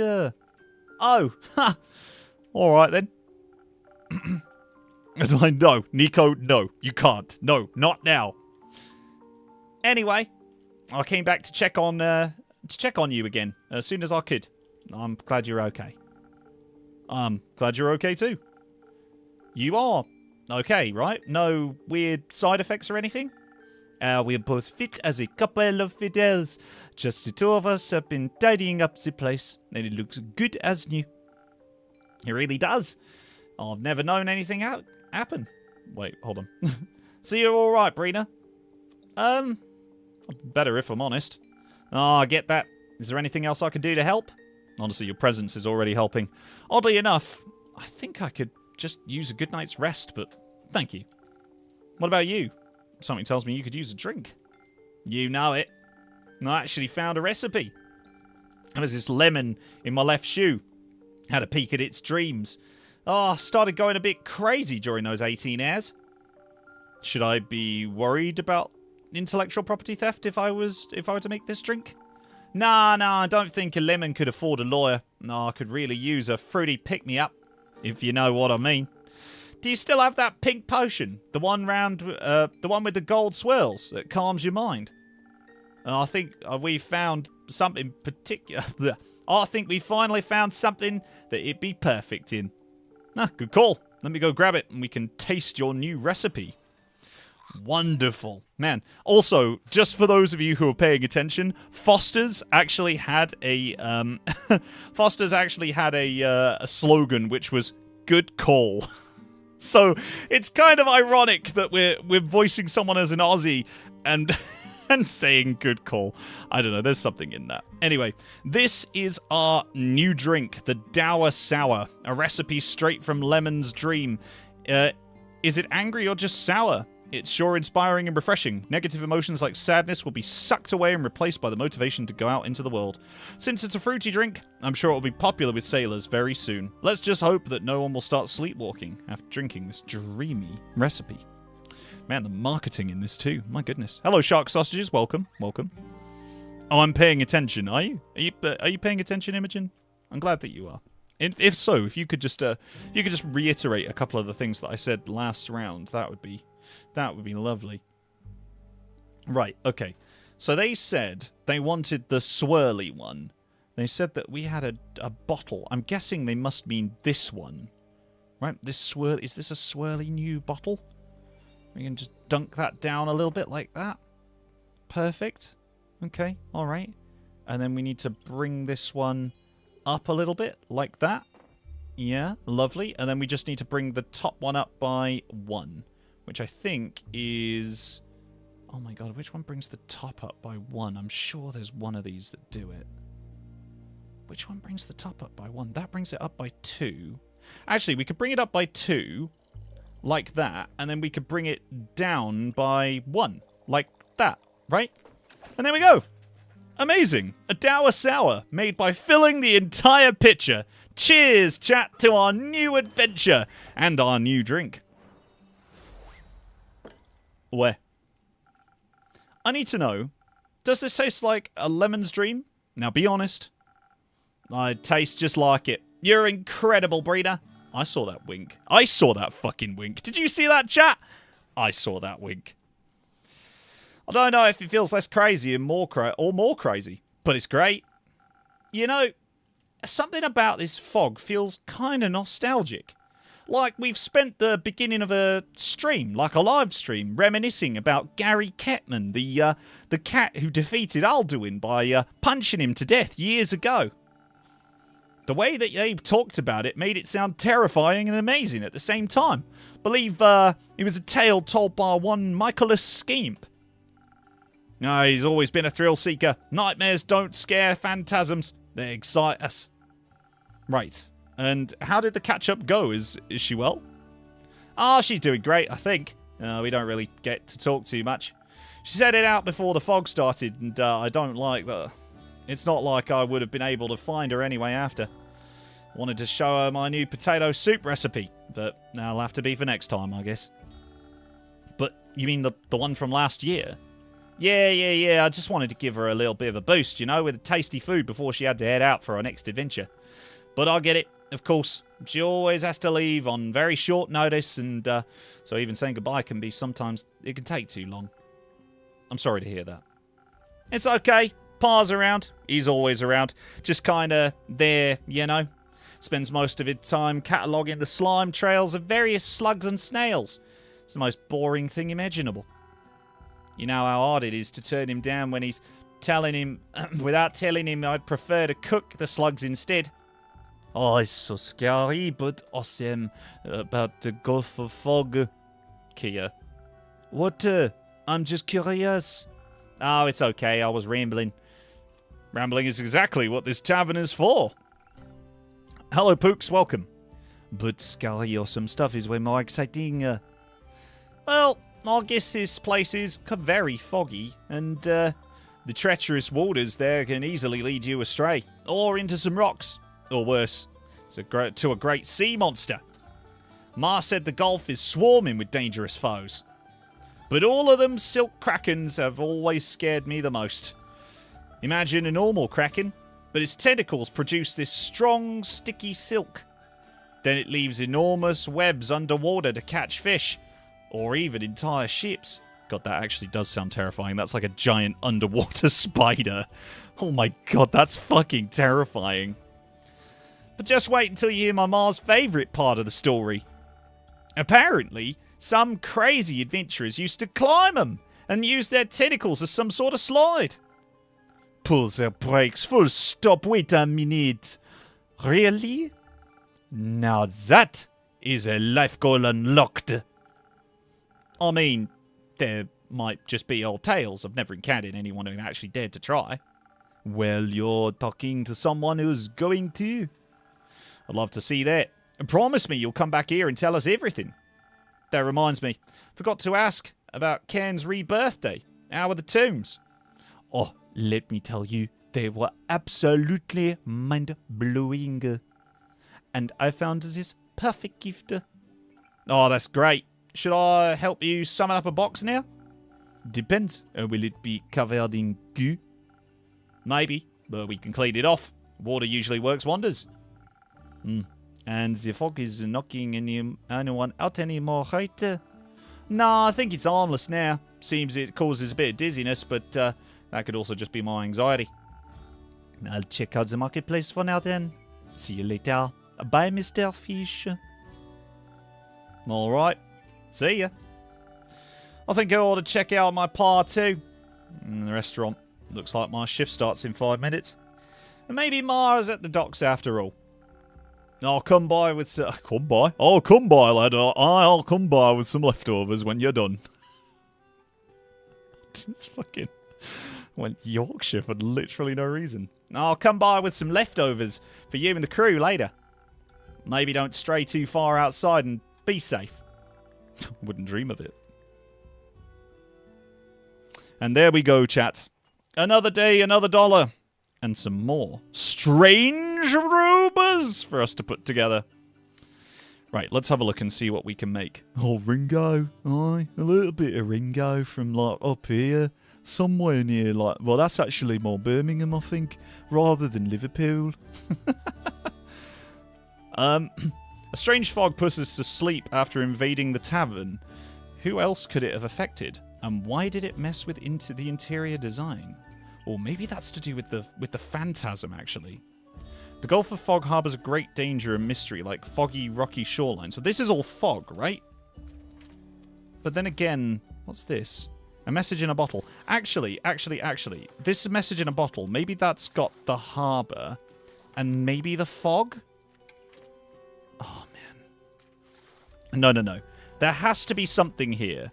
There has to be something here. We've got too many notes to have nothing now. Like, do they jiggle when it's right or when it's wrong? Do they just jiggle?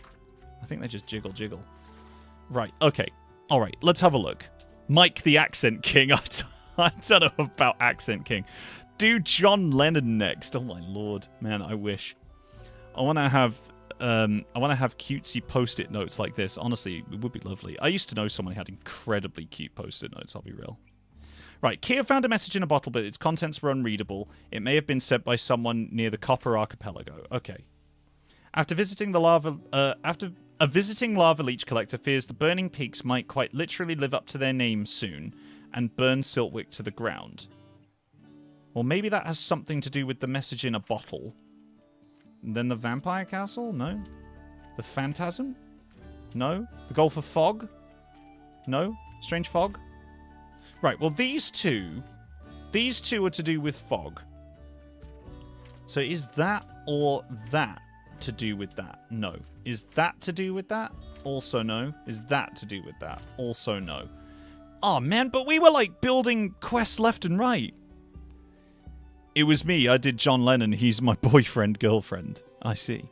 My boy girlfriend. I see.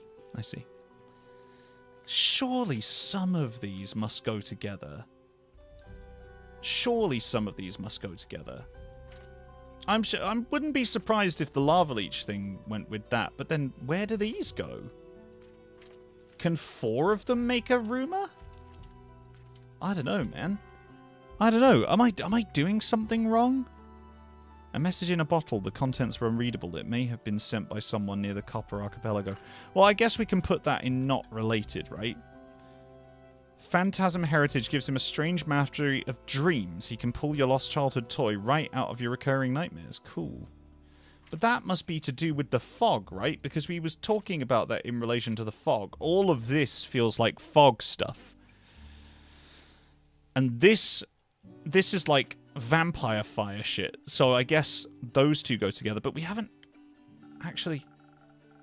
I can't recall... Oh, you get a hint. Oh, that's what that is.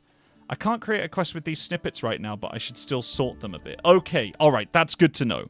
That's good to know. Right, so that's the end of the day. And now the weird fog is in fact here. And it's doing summit.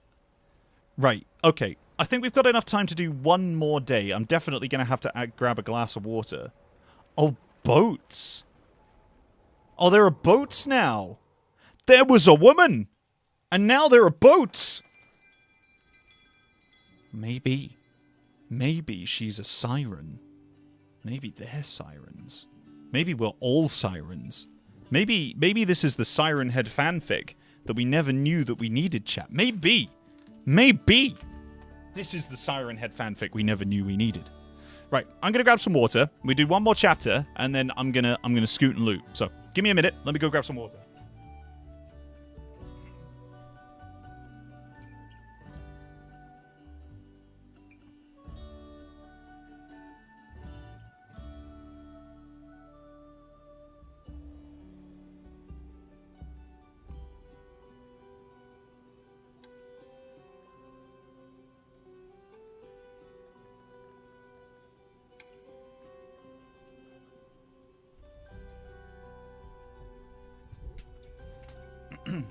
Alrighty. Okay. Alright, okay. Alright, okay, alright. We're back, baby. Right, let's start this day off right and see what's going on, chap. What do you think this fog is? Do you have any theories or anything? Because I have no idea. Oh. Hello. Miriam, it's good to see you. Good to be here. Feels like a weight gets lifted off my shoulders every time I walk through the doorway. Exactly what I was going for when I built this place. I brought some puff pastries. What a pleasant surprise. What's the occasion? Kia made them. And if I may, I'd like to trade them for your alchemical expertise applied to certain physiological circumstances I'm experiencing. You're in love. Are you trying to order a drink? Yeah, that is indeed the case. I started brainstorming the moment you came in. What can I get you? I'm craving something for the mind. Perhaps using the Duvet potion would be a good fit.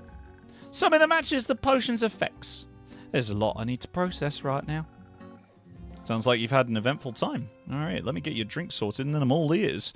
Alright then, chap. Do you know what's funny, actually? I actually did work as a bartender for a while. I don't know if you guys know that. I think I've talked about it on stream before. But yeah, no, I actually did work behind a bar. And in fact, I know someone else who worked behind a bar, and that is Imogen Harris. Imogen actually has a degree, I believe, in bar work, which is quite fun. Right, so we got the Doobie Potion, which is this, +2, -1. So we have to use this one, which gives us, yeah, +2 and -1. So what can we make with that? I seem to remember there's quite a lot of stuff.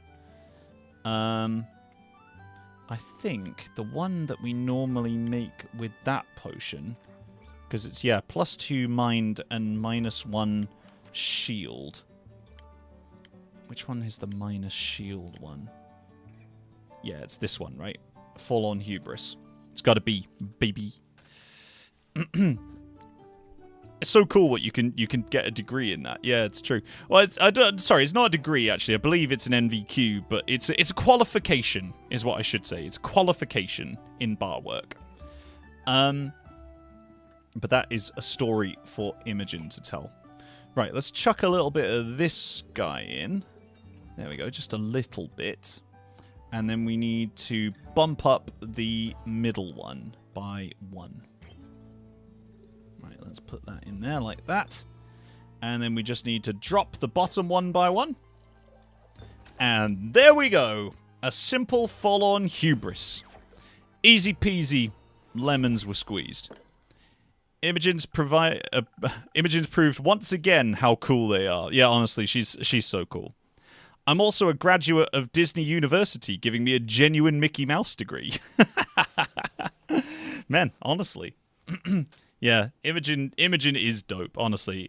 More dope than I think any of you guys will ever know. We've had so many conversations. I will leave her to tell the stories. What else could I offer a wizard but this crunchy delicacy? Yeah, which has blinking... It's got blinking bits on it. It pains me to admit it, but you're putting my own concoctions to shame. Thank you. The pastries are delicious, by the way. Feels like I've woken up in paradise just in time for the afternoon buffet.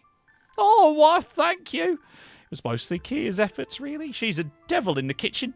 I mean, in a positive way. Like, she's good at baking. That's all I meant. So, yeah, I'm inclined to agree with your analogy. Should we start parsing your thoughts with the origin story of these sugar-loaded bad boys? Oh, certainly. Kia's plan was to bake something for Kane's rebirthday. She just wanted to practice first. So she simply waltzed into a few local bakeries looking for a kitchen to borrow. Instead, we ended up finding our luck in a private residence by the docks. A sweet smell attracted us there. It was unlike anything. It wasn't unlike the grapefruit star biscuits Zara used to make when in the summer to avoid doing homework. Oh, I remember you'd make enough batches for the whole neighborhood. Maybe I should make grapefruit drink at some point. Perhaps. Anyway, our careful optimism was greeted by a seasoned dwarf named Dwarlaugh, who, crucially, had a spare oven. Jackpot. We've later found out that it was his late partner's oven. He used to host brunch quite frequently. Dwarloaf was happy to see it being used again. How wonderful. How wonderful. My God, no one is going to get that reference. I see. How wonderful. And did you do anything? Did you learn anything else in this single evening? For those of you who don't know, that is a reference to a 1990s Britcom called Black Books. Anyway. We ended up trying out his partner's puff pastry recipe. We utterly failed at recreating it, but they seemed to enjoy watching us try. He was quite sweet, though. He left after a while to give us some space. He may have gotten the wrong idea about Kira and I. We were just having some fun. And banging on the oven. Sometimes fun benefits from privacy. Oh, shush. I'd only meant to help her find a kitchen. There's still so much left to do for the festival. My mother wants to rent out all the benches that exist in the realm, so we won't have to turn anyone away from the feast. But Kia kept giving me more things to do during the baking process. I got pretty caught up trying not to burn anything. I may have also accidentally fallen asleep while the pastries were in the oven. Sounds like you needed it. I fear I might have been a bit too neglectful of my sleep recently. The world doesn't exactly stop turning, if you know what I mean. No, but you still need rest anyway. Oh, if only rest wasn't accompanied by so many nightmares. And banging.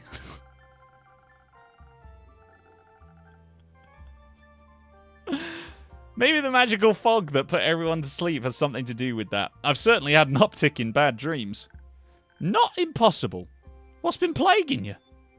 Spooky ships. Spooky Specs! Spooky Specs has been plaguing me! Terrifying!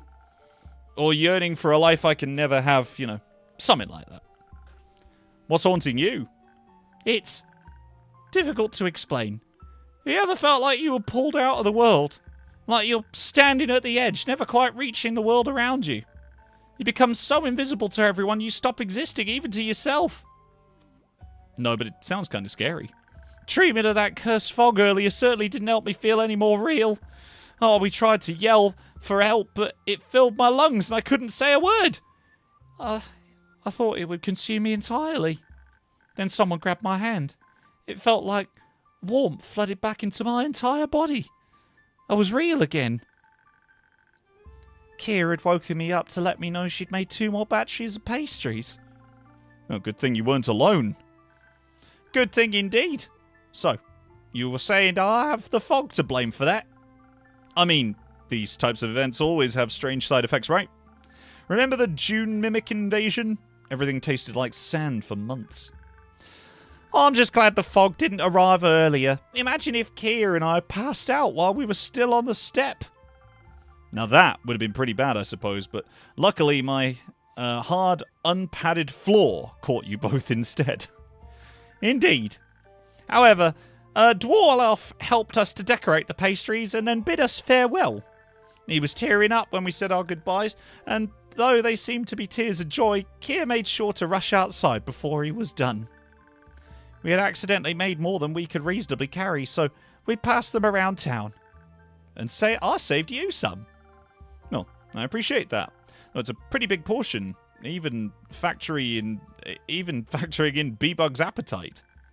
Man, B-Bug has an appetite. B-Bug can let me fucking tell you how much that bee can drink. That bee can put it away. Like, I have been to many bars in my life, and I have drunk around many people, and I have never, ever seen people put it away like B-Bug. My God.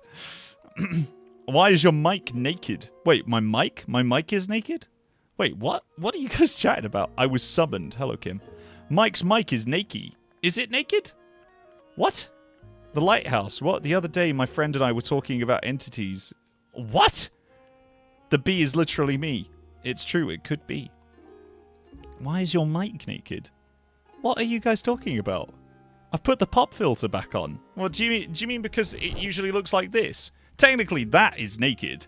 Technically, I've just disrobed it. Technically, I'll get a copyright strike or something. Not a copyright strike. I'll get a strike on YouTube for balls. Balls. All the balls. Is the bee also the best wingman? Well done, Nickable. Good job, buddy. I was going to give some to my parents, but they were too distracted with work. Right. Oh, they've lost several shipments of potions for the Gulf of the Fog. Seems our recent weather phenomenon has made it more difficult to traverse. It's not like the festival of the host or anything. Oh, I could help out. Appreciate it, but I like you too much to put you through that. Oh, they've been working frantically to replace this lost inventory. We've been brewing all day and night trying to catch up. We can't compensate for it, naturally. My brewing skills are decent, but I'm not the expert they need me to be. Much to my parents' disappointment, but that's family, right? I mean, not universally so. You know, Mike, you dog. Scandalous, Mike, I know. It's scandalous. And so scandalous. Also, when I talk like this, you can now hear the full range of my vocal tone, because I've taken the end of the mic off, and now when I speak into it directly, you get the entirety of my lower vocal range, all the way down. If you say so. On a positive note, I managed to pocket one of our discontinued potions for you. Oh. Cheers, mate. Potion unlocked. Merzim. Also, greetings from my parents, I suppose. They send their warmest regards. I'm sure that they do. So, where do you go from here, Miriam? To be honest, a little break would be nice. Although, maybe I did take a break. But I did get back out to the Gaffrier off-site retreat. It's one of those big events where all us mages get together with the administrative personnel for a few days. Some people even bring their spouses and kids along. It always begins with the usual corporate stuff, tedious presentations on vision statements and boring charts. You know how it is. Yeah, I'm glad I left that world. He says, knowing he is well within that world. Hello, Rick. Welcome, mate. Unfortunately, you have missed the Australian accent for the day, but welcome, mate. It's good to hear you. Someone spritz Rick with cold water. I love to take the end of the mic off. Oh, my lord, Rick. Blimey, calm down. Not in the chat, surely. Not in the chat, surely. Oh, my goodness. After that, the focus shifts to outdoor pursuits. Mountain climbing, camping, mimic hunting, the usual team building nonsense. Will Susie from HR dare to jump into the cursed lake, that sort of thing? Honestly, I want to see Susie from HR jump into the cursed lake. I want to see that. Sounds like an inefficient use of my time. Or a break. I don't know the proper etiquette for those sorts of events anyway. Will you get to catch up with your work friends another time, then? Oh, I don't really have work friends. Oh, I see. Keeping it professional. Sure, let's call it that. I think I ought to get back to potion brewing, or bench ordering, or flower arch making. Oh, thanks for spending time, Miriam. I appreciate it. I really hope you get that break you deserve. Oh, wow, I nearly meant to Miriam's voice. Don't be a stranger. Don't forget about me first, Brina. Never. Chat. Another day catching up with our dearest Miriam, of whom has a questionable accent. There is also an fairy on the board. Oh, my God. Oh? Oh, my God. Look who is back. Look at these fine people. All of them back. Oh, my God. What voice did I do for Una? Does anyone remember? Does anyone remember? What voice did I do for Una? I genuinely can't remember. Also, it's weird hearing the name Una when literally in Direflame there is a character called Una. Yeah, it's Rune. Undyne. Yeah, literally. I'm looking. You're looking. Respectfully or no? What? Does anyone... The fish woman. It's true. She do be back, though. What voice did I do? My God, am I going to have to look back through my stream? Oh, did I do Coltrast's voice? It was deep like coal. Oh, yeah, that's right. Oh, I did Coltrast's voice, right? Absolutely. Una was a deep voice. Yeah, you're right. It was Coltrast. It was, oh my God. I've got to really get, hold on. I've got to have a glass of water to get down into my register. Oh boy. That's the dumbest thing I have ever heard. A ghost pirate ship wouldn't need cannons. What would they attack with? Glitter? Ghost laser beams, obviously. How else would they fight the ghost krakens? Oh, there's no such thing as ghost krakens. Krakens don't have souls. You don't have a soul. Bruh, none of that is, like, real. Oh, man, I think I actually saw a kraken once. Don't encourage them. I apologize for the tumultuous welcome, Brina. It's good to see you. Can I offer you a drink? Oh, please. I fear I might lose my mind, dude, otherwise. Well, what can I get you in your remaining sanity? Something like calming, please. Like sort of refreshing beverage that'll anchor me in the moment and like soothe my spirits.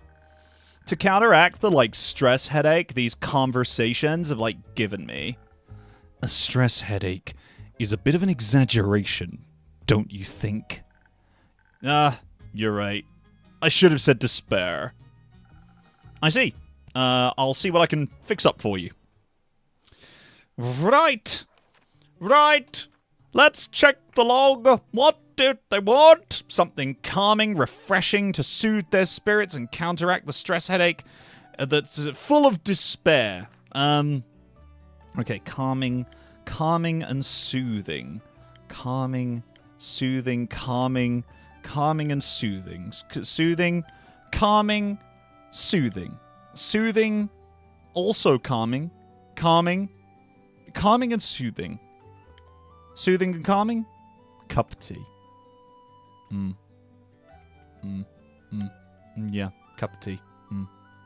Definitely. Yeah, cup of tea. Refreshing beverage to soothe my spirits. Something calming, refreshing to soothe my spirits. Counteract the stress headache. Yeah. Yeah, calming. Any stress and exhausting day will be washed away with this refreshing hot tea. Of course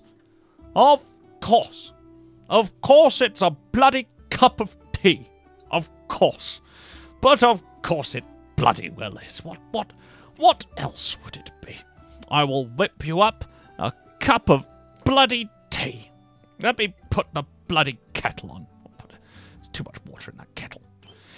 Now the lid's all crooked. That spells disaster for this lady. Because she is on a boat. Don't boil a kettle on a boat. Right, okay, where is it? It's this one, right? Yeah, a little bit of this too. And there it is. My speciality, the slow strike. Rip it and ship it. Let's get it. Cup of bloody tea. An elixir for the mind. Please enjoy. This is like exactly what I was hoping for. Thank you. I was like looking forward to your excellent brews all day. Speaking of, I got like something for you in return. On our journey, I met like cotton candy makers in Creta. They like settled in Zenith like years ago. Cotton candy makers? You'll get it soon. They sell a special flavor called like Frosty Fruit Mix. It's like kombucha, but it's like really good. They said it was inspired by like their favorite drink from their hometown. Naturally, I asked them for a said drink's recipe so I could bring it back to you. Oh, that's so thoughtful of you giving me the Cosmic Dipper. I hope that it will bring you so much joy, dude. Now I can finally tell you the story of our remarkable success. Oh, so that's what you told him this whole drink thing for. Did you grow to become friends during your quest? No. We're not friends. Teammates? bitter enemies. Yeah, what she said. Of course. Well, did you make friends with the townspeople then? We tried. I got to admit, you charmed them pretty well with your lies and deceit. More like with our creativity. I'm inclined to agree with Gress. Griss? The Fae won't use their true name. Real suspicious if you ask me. You're the one turning around with bombs up your sleeve. Only because you didn't manage to steal them for yourself. That's what you think. What? Now, could we? If you stole something from me, I will blow you to smithereens, you overgrown twig. I'd like to see you try. Alright, get over here. I'm just gonna say nothing. Enough! Behave, or I'll kick you both out of Brina's tavern myself. Thank you. Can I get my story now? The iconic Cole what? I'm glad you think so, mate. I'm very glad you think so. Of course, we picture this. We arrived as curious tourists looking for nothing more than a few relaxing hours in Persephone's most idyllic town. It seems as if we're, skipping over parts where you tried to, run off 15 times on the way there. I was merely scouting the area, silly. It's Adventuring 101. Sure. It's how I was able to tell you about the colorful spiral patterns and the town's cobblestones before we even arrived. As if that wasn't fun enough, they were holding a carnival. It was pretty cool, I gotta say. They had a Ferris wheel and everything. Did you ride it? I wanted to. They also had a great knife-throwing booth. I won so many trinkets, like this one. Oh, bisque. They've provided us with #1 bisque. Oh, wonderful. I love my #1 bisque. They're really cute. I think you should have it. I'll find a good place for it. Thank you. Oh, I also won iridescent cocktail mixing sets. Brina, maybe you could show me how to use it. Yeah, another time maybe. Don't keep me waiting for too long. What's your favorite part, Quasar? Hard to choose. It was all very exciting. New. I'd never been to a carnival before. Do they not have the Major Crazy? Do they not have them in the Major Crazy? They do, and it's Majocracy. Anyhow, I quite like the floating bubbles in the endless mirror maze, but my favorite was the crepe station.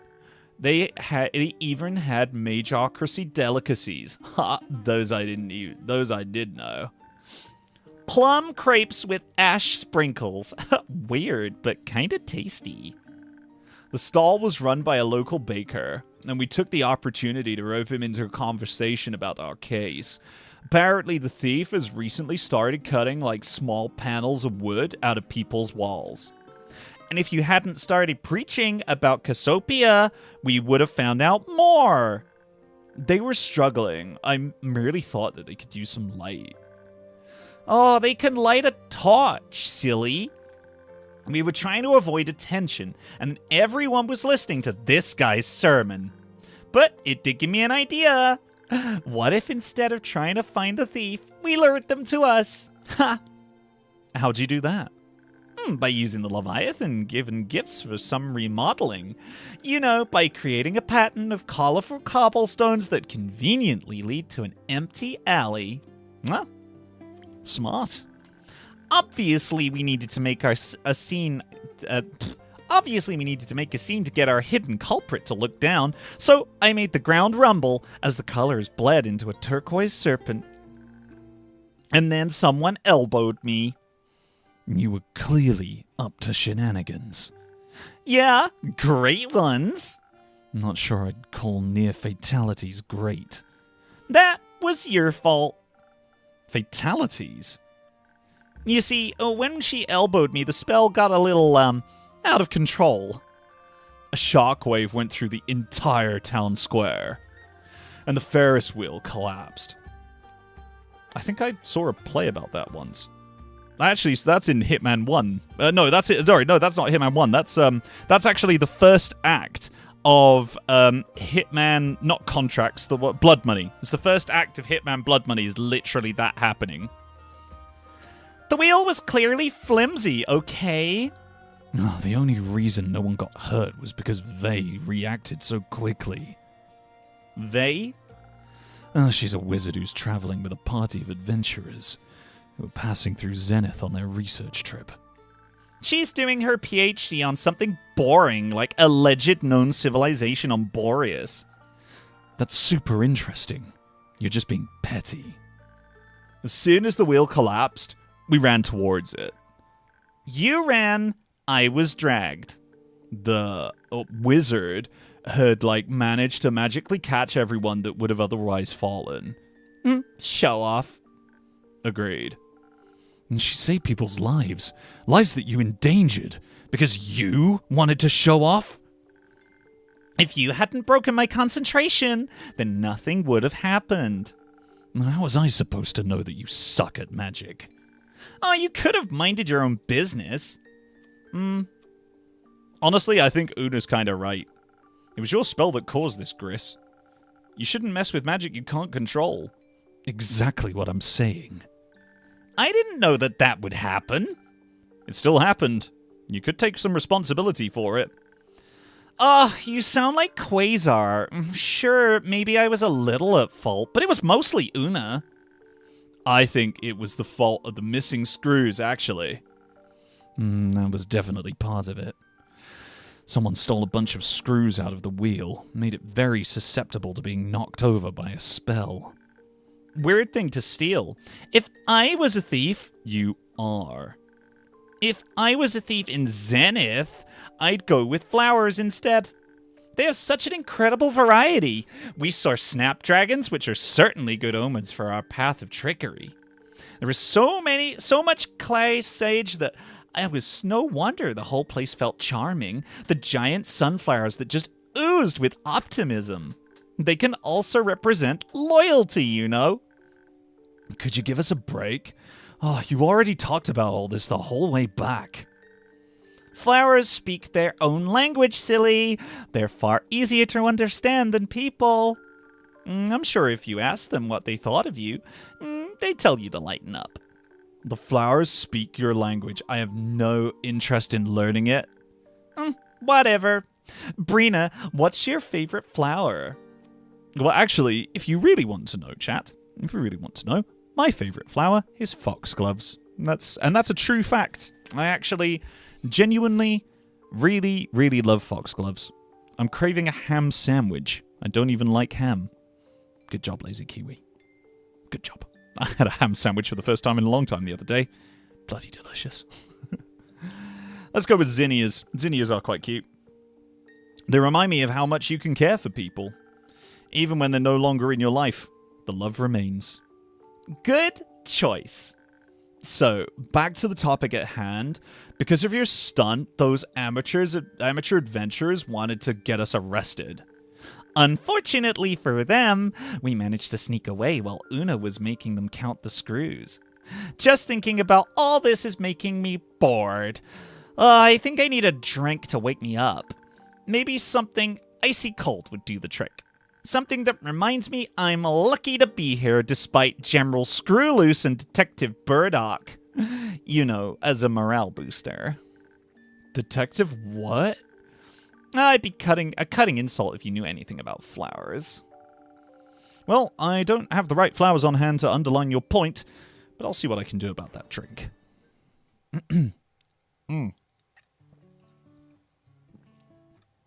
Oh, that's so good. If you eat them, you die a bunch. Hello, Gazing Abyss. It's true. Foxgloves are known to contain digitalis, which loads of people write about in detective novels and things like that. You die a bunch, yeah. Mike, use this as a voice acting reel for real. Nah, maybe I will. I actually have a voice acting reel, which is available online if you ever want to listen. But yes, maybe I can share it with you if you want to ever hear my actual reel. Right, let us check the transcript. We need a morale booster. We need it to be icy cold, we need it to be lucky, and we need it to wake them up. Now, I believe the icy cold drink is this one. Is that right? No, this one's lucky, though. That's hot. We want icy cold. Cosmic Dipper? Cold, like the void of the astral sea, yet fruity, enchanting, hope. This drink hails from the icy tundras of Creta in the very far north. Drinking such a delicacy sure is a lucky break. You know what? I think it might be this one, chat. I think it might be this one. And we even have a new bottle that seems to have appeared right here. It's our new bottle. Right, what do we need? It's mostly minuses, to be honest with you. This one's a real dull the senses boy. So let's get cooking. What do we need? We need negative buffs. Yes. Yes, negative buffs. Right, this one here brings that one down by 1. That's good. Yes. Yes, very good. Yes, this one brings that one down by 1. Yes. Yes. Now we need to bring this one up by 1. Yes. Yes. Very good. Yes. And then we need to bring that one down. And I think there is only one drink that brings that one down. So, yes. Yes. Bring it down. Yes. Okay. All right. We're nearly there. Right, B, it's time to get your lips around this, me old mate. I hope this isn't going to get you too fucking pissed. You remember what happened last time. Right. So we're going to pour some of this in to get that down to -2. Pour this in to get that down to -1. We're going to pour this in to get that down to -1. And now we need to bring this one up by 3. And I'm pretty sure there is something that does that, right? Oh, it's this one. Actually, if we pour this one out for the lads.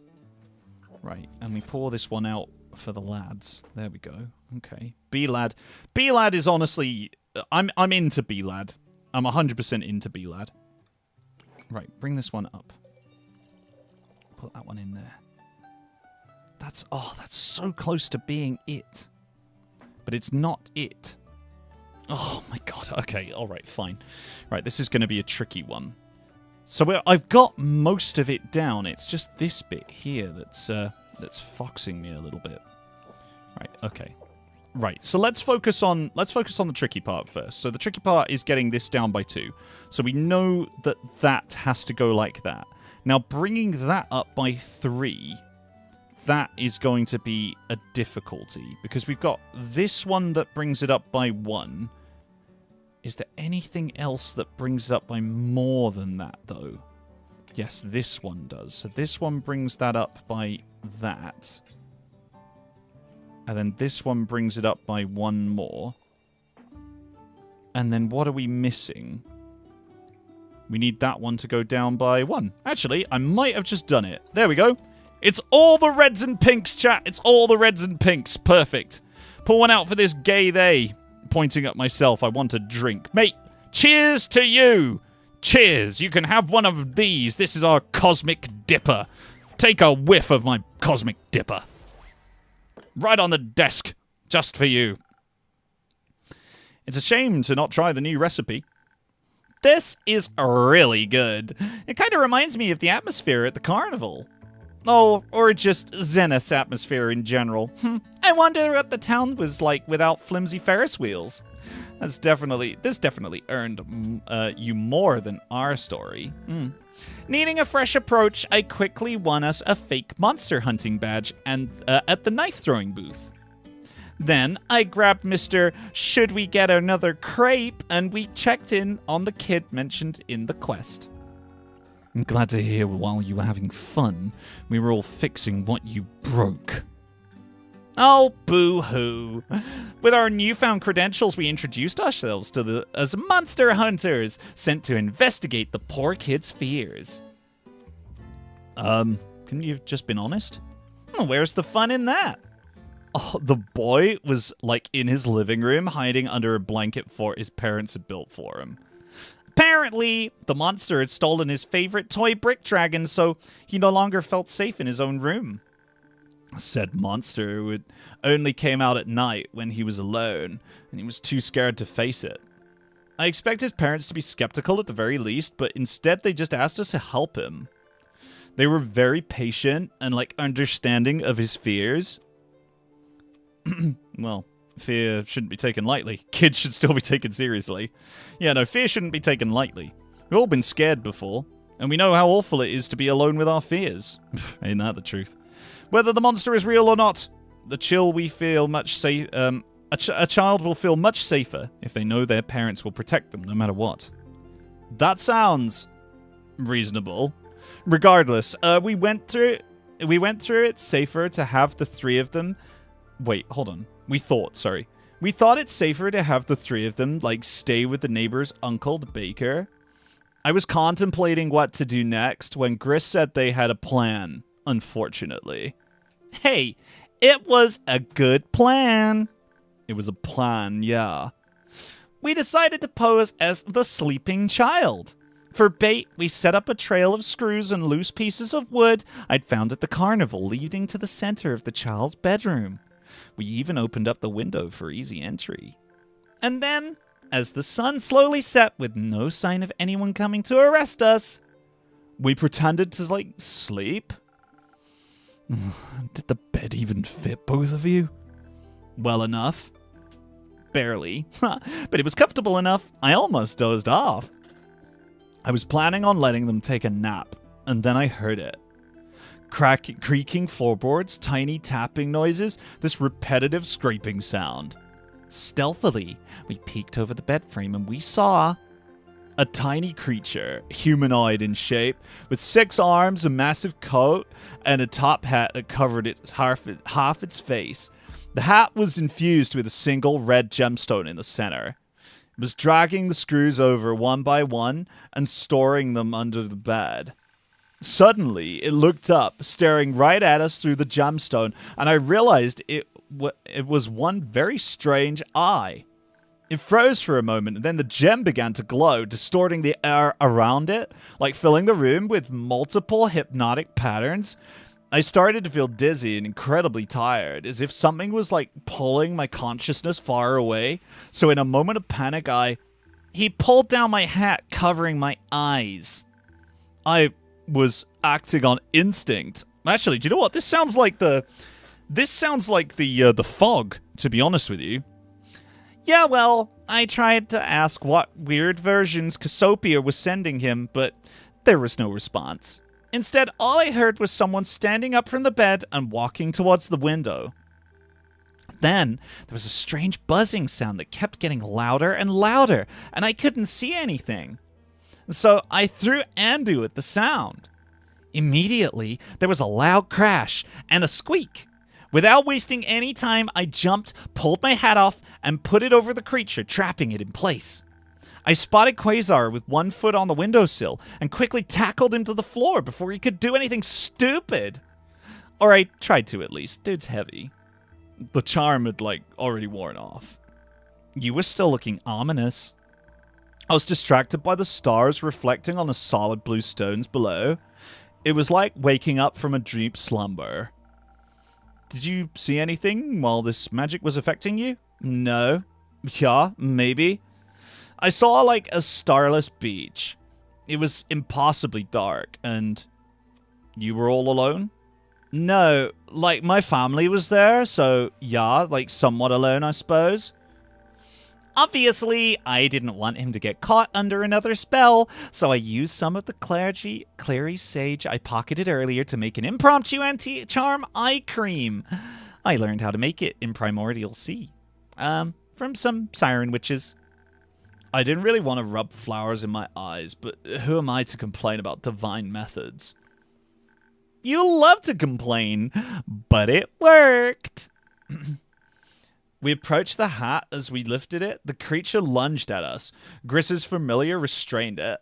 But we tried talking to the unfamiliar creature before quickly realizing it didn't speak or, like, understand any language known to us. But that was hardly a problem. I simply asked Quasar to get us some of that starlight that he was staring at earlier. I summoned, like, a small astral star into, like, the palm of my hand, illuminating the dark room, and the creature immediately stopped struggling. It was like the light had some sort of calming effect on it. It also threw massive, like, shadows on the walls, which Gress used to perform a shadow theater show. Apparently, that's the best way to communicate with strangers. Turns out, I was pretty good at puppet shows. We learned it was building a home under the floorboards below the kid's bed. We found a bunch of stuff stolen from around the house rearranged into a cozy abode for the multiple wee people. Tiny bedrooms, living room with impressive vases, and even set up for playing board games. Oh, vases, sorry, man, that's... Whoa, boy. Honestly, it should have considered a career as an interior decorator. I was about to ask why it had done all of that when suddenly there was a loud knock at the front door. Was it the creature's friends? No, something much smaller. It was Una. I'm taller than you. For now. Oh, I saw a massive magical light shining from the kid's room and assumed it was probably where I'd find Casopia's favorite glow stick. You see, while they were busy napping, Vay's party and I managed to lure the other creatures into a trap. By stealing my plan to change the cobblestones? Psh, we merely recycled it. But we didn't need to play shadow puppets with them. Gideon has a knack for telepathy, so it was much easier for us. Also, Nemesis promised he'd teach them sign language sometime. Oh, sounds like you made some friends. Maybe. Who knows? Turns out the creature didn't know what they were doing anything better either. They didn't even know where they came from, or where they were, or what they were. Suddenly, they were just there, craving dark spaces and shiny objects, and with the urge to build themselves a home. I mean, they had to live somewhere. Why did they change the cobblestone colors? They were bored. Well, they were so scared to be seen by anyone, but also wanted to be seen, for people to know they exist, you know? So that translated into mischief. I can't blame them for that. Obviously, they couldn't keep living under people's floorboards or hypnotizing anyone that tried to kick them out, so... You evicted them? No, don't be heartless. We wanted to help. When she boasted to us about their findings, I thought, like, perhaps they needed, like, some guidance. From a temple? No, not everyone needs the divine light when they're lost. I remembered Una's friends were planning, like, a journey to Boreas to study a rumored community of gnomes. Gnomes are, like, very small and talented builders. Maybe they could, like, help these new creatures by finding their footing in, like, this world. You know what? That's not a bad idea. Right? It wasn't the worst of ideas, so we went ahead and pitched it to the group. But the creatures were, like, hesitant. Turns out they also stole a whole bunch of parts from Vay's ship and were afraid it wouldn't last the journey. No worries on that front, though. We simply fixed it. Duskfarter was surprisingly helpful.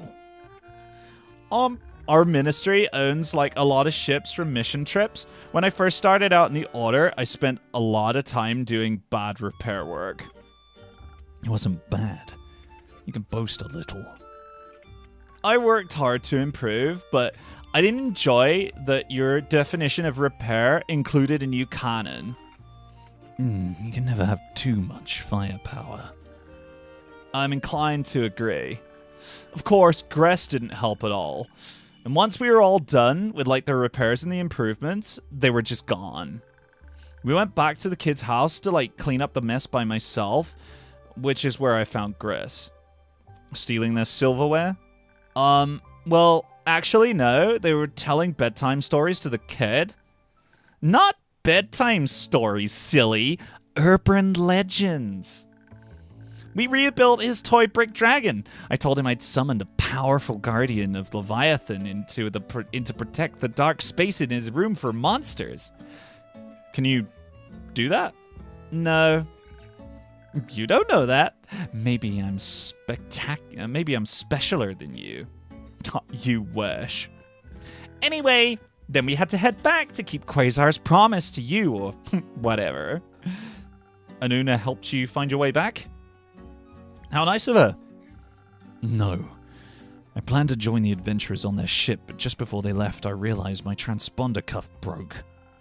Or someone broke it. Chris? Precisely. I didn't do anything that I can't prove yet. Maybe your weird cuff just broke by itself. What's the big deal anyway? Big deal? This thing is what keeps me anchored on this plane.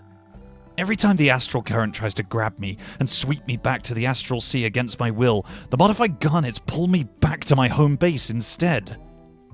Home base? The humble drowsy dragon. She has a whole workshop set up upstairs with a giant machine hooked up to my hot water and heating systems. Yeah, it's pretty cool, but only when it works and when I'm connected to it via the cuff. Otherwise I might lose another arm. Astral currents are unpredictable. And if I get pulled back now, I'll be trapped in the astral sea again. Dragons know when I get another chance to return to Gaia. But the astral sea is like so beautiful though. What if you can't leave? Vi's party was my last chance to get out there, see the world, explore a hidden island I'll never get to see again. But no. Instead I'll have to fix my failsafe, and hope I meet another group who'll want me around. I want you around. I know. Thanks. Whatever. It's fine. I'll fix it. I just hate that I had to walk all the way back here with these losers. At least I got the chance to take a nap break. Did you also encounter the frog? Oh, the fog? I'm pretty sure everyone did, Brina. We passed out like babies, but luckily everyone else did too, so no one, including Gris, could rob us. Definitely put a dent on the day. It was certainly a hazard. Once we woke up, we encountered a lot of confused, scared people. And of course, this guy made sure to help everyone. What option was there? Well, none really, to be fair. Ugh. You're not wrong. It felt good to help out. You didn't have to help everybody. Yeah, I did. I'm a paladin. It's like my duty. You're mostly a... what? 1, 2, 3, 4, 5.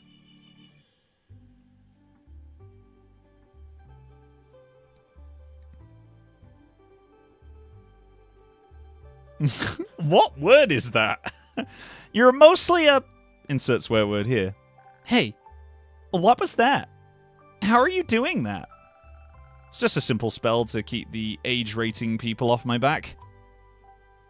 Wait, what? The age rating people? I came up with it myself. Oh, the bleep. Oh, cool. Can you teach me? Please don't. You know what? Sure. Awesome! I found the nap refreshing, to be honest. Made Gris a bit useless, though. Kept staring off into space. Things are weird after the fog, don't you think? Yeah, very weird. I mean, it knocked us out. That itself was strange. Sure, but after that, it looked like the world around us kept shifting, you know? The trees became larger, the leaves brighter, the air smelled like sweet syrup. Oh, my teeth hurt. Sounds like Avalon. The realm of dreams is intense, like, according to legend. Yeah. Isn't that where your sneaky ass is from? I feel like you mentioned something about Ferris wheels without sending tremors in the realm of the Fae. Wasn't it nice getting a taste of home? It's like so difficult to reach after all. No, I traveled really far to get away from home. Is that why you were so intent on, like, keeping the pace up on our way back? Maybe. I thought I kept seeing... never mind, but yeah, obviously I didn't want to get trapped in that cursed hallucination. Yeah, I get that. Not being able to leave a place is, horrifying. Why did you leave? Oh, for the longest time I couldn't. You can't really plane hop all the way that easily, you know. But I couldn't explore my own hometown, not without feeling like I was in a prison anyway. Whenever I get the taste of freedom, I'd end up coming back. No one tells you there's another choice. So, just keep bearing it, and eventually I realized I didn't have to. I could just walk away. And go where? Anywhere. You know, anywhere else. See everything, huh? Be free. I didn't feel like I was back there, that I might not be able to get away from it. I didn't feel like... sorry, what? I didn't feel like feeling like I was back there, that I might not be able to get away this time. Well, you're not there. You're here. In the pub. Don't worry about it. And you can leave or stay whenever you want. I know. You couldn't stop me if you tried.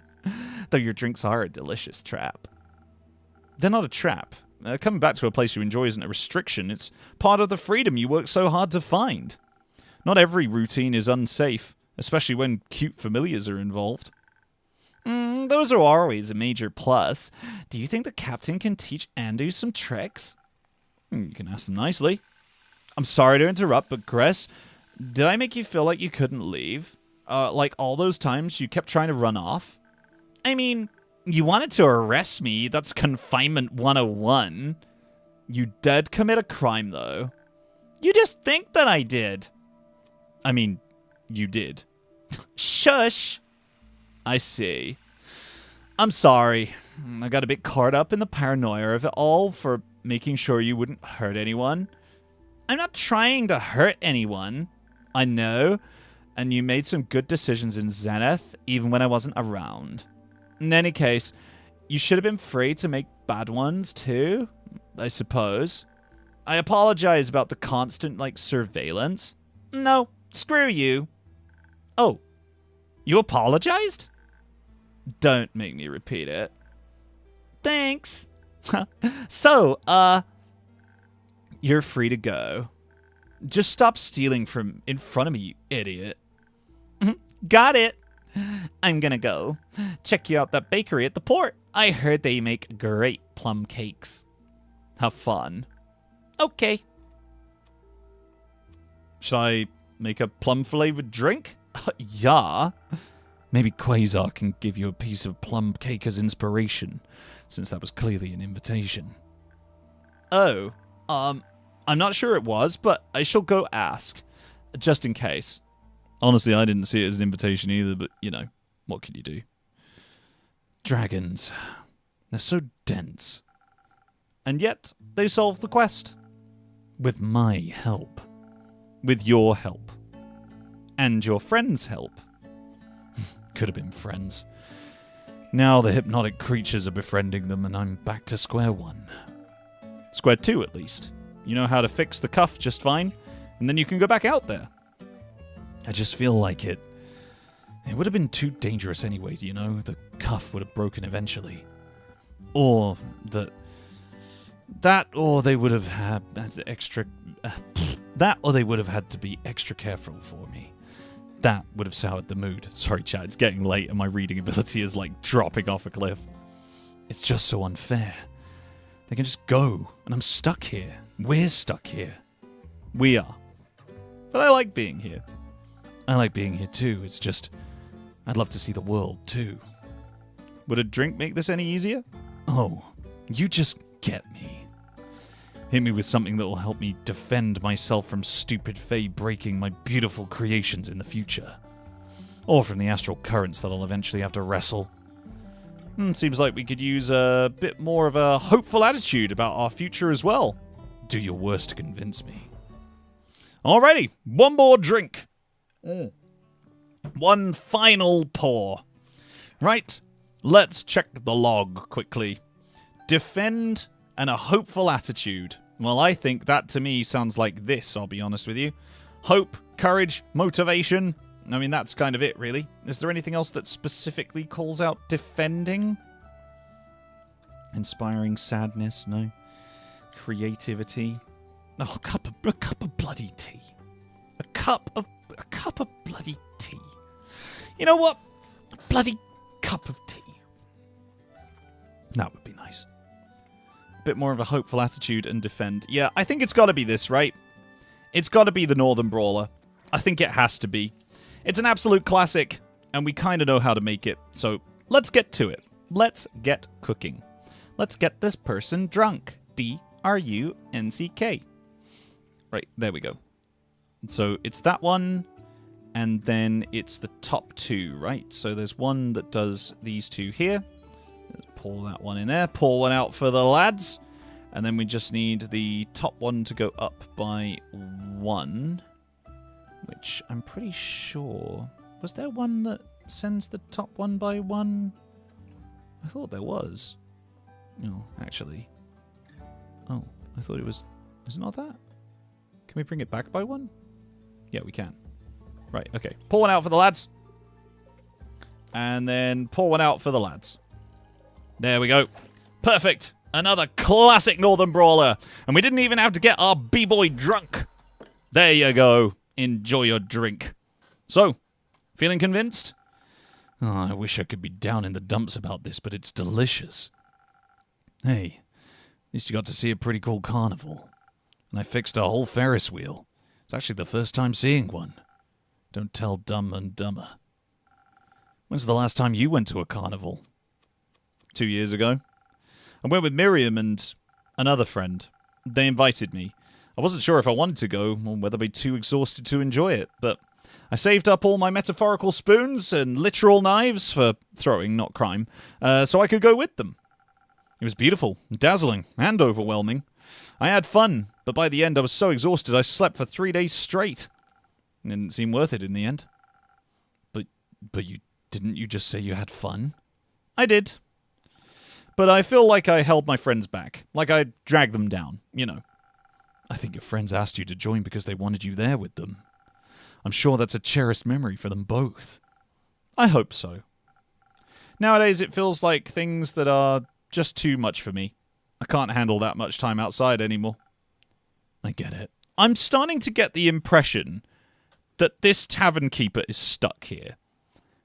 I think this tavern keeper, for some reason, can't leave this place. And I don't know why. I'll bring you some cotton candy next time, okay?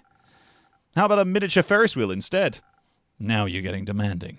I like it. I'll see what I can do. Thank you, Una. Anytime. Just make sure you're here when I return, okay? Would hate to be locked out. I'll get you a spare key. As you should. I'm gonna go fix my cuff now. Ugh. See if I see Gris again, I'll blow them up. Not in the tavern, please. Got it. Chat. Chat. The end of another day. And more mysteries to be solved with our little cluey boys. Potion shipments and the ships carrying them have been getting lost in the Gulf fog. Well, that feels like it belongs there. Fog, maybe not that? Is it those three? Okay. Zenith manifested tiny critters with 6 arms, strange outfits, and uncertain origins. At least they remember how to paint and hypnotize. Is that any of these? No? Interesting. So that's the vampire in the volcano. That's fog. That's fog. That's fog. Is any of this fog? Phantasm? Strange Mastery of Dreams? Maybe, I don't know. Or is it about the manifesting? Maybe it's the manifesting thing. Maybe these two go together. Potentially. Can I make a thing? I can't create oh, okay. I can't create any quests with these snippets right now. Are we sure? That seems like a lot of snippets to not be able to create quests with, but hey, fair enough. The game says so. And so, also, hi, Austin. Welcome to the channel. It's good to see you, man. The art is so pretty in this game. It really is. Honestly, the art is absolutely outstanding. But anyway, chat, let's see what the starlight brings. What will be under the stars? Oh, a woman. No. Say it ain't so. Why is there a woman there? Well, chat, I guess we'll have to find out another time. It is raining and foggy, and it kind of reminds me of England a little bit, but that is the end of the stream, I'm afraid. We are a little bit over time, so thank you so much to all my mods for staying a little bit later this evening. I do greatly appreciate it. And thank you, of course, to all of you for watching. If you have enjoyed this game, like I say, this isn't sponsored, but the devs gave me a free code to this, so I'm trying to promote it as much as I can. Definitely go find it on Steam, wishlist it if you can. That would be really lovely. I'm sure they would love it if you did. And also, it's currently on sale on Steam in the UK at least, so you can actually get some money off it right now if you want to pick it up and have a go for yourself and see if you can engage with the storyline. Maybe you'll find some things that I didn't. Who knows? It's amazing and cozy, and I love it, and I'm so glad that the devs are in touch with me. I've continued to chat with them for a little bit, so yeah, I just feel very lucky. I feel very lucky that I can be in this position. So thank you everyone for watching. I will be back on Sunday for more streaming fun times, and I'm pretty confident at this point that if people want to, we can just play some World of Warcraft and we can just vibe if you like. Of course, you can find me elsewhere at Mikey Scamp. You can join our Discord. We've got an amazing Discord with a really cool community, and so come and join us there if you want to. And if you want to, I also do have merch available on Redbubble. The link is in the chat right now, so if you want to go check it out, it's in the chat and it's in the description below. You can go check it out and maybe get yourself a We Know We Go t-shirt or something like that, or a Danger Sipping mug if you're feeling sassy. But anyway, like I say, chat, that is it for tonight. So thank you so much for joining me, everyone. It has been a pleasure to stream for you, and I will see you all next time. I hope I have kicked your week off in the best possible way. See you all next stream.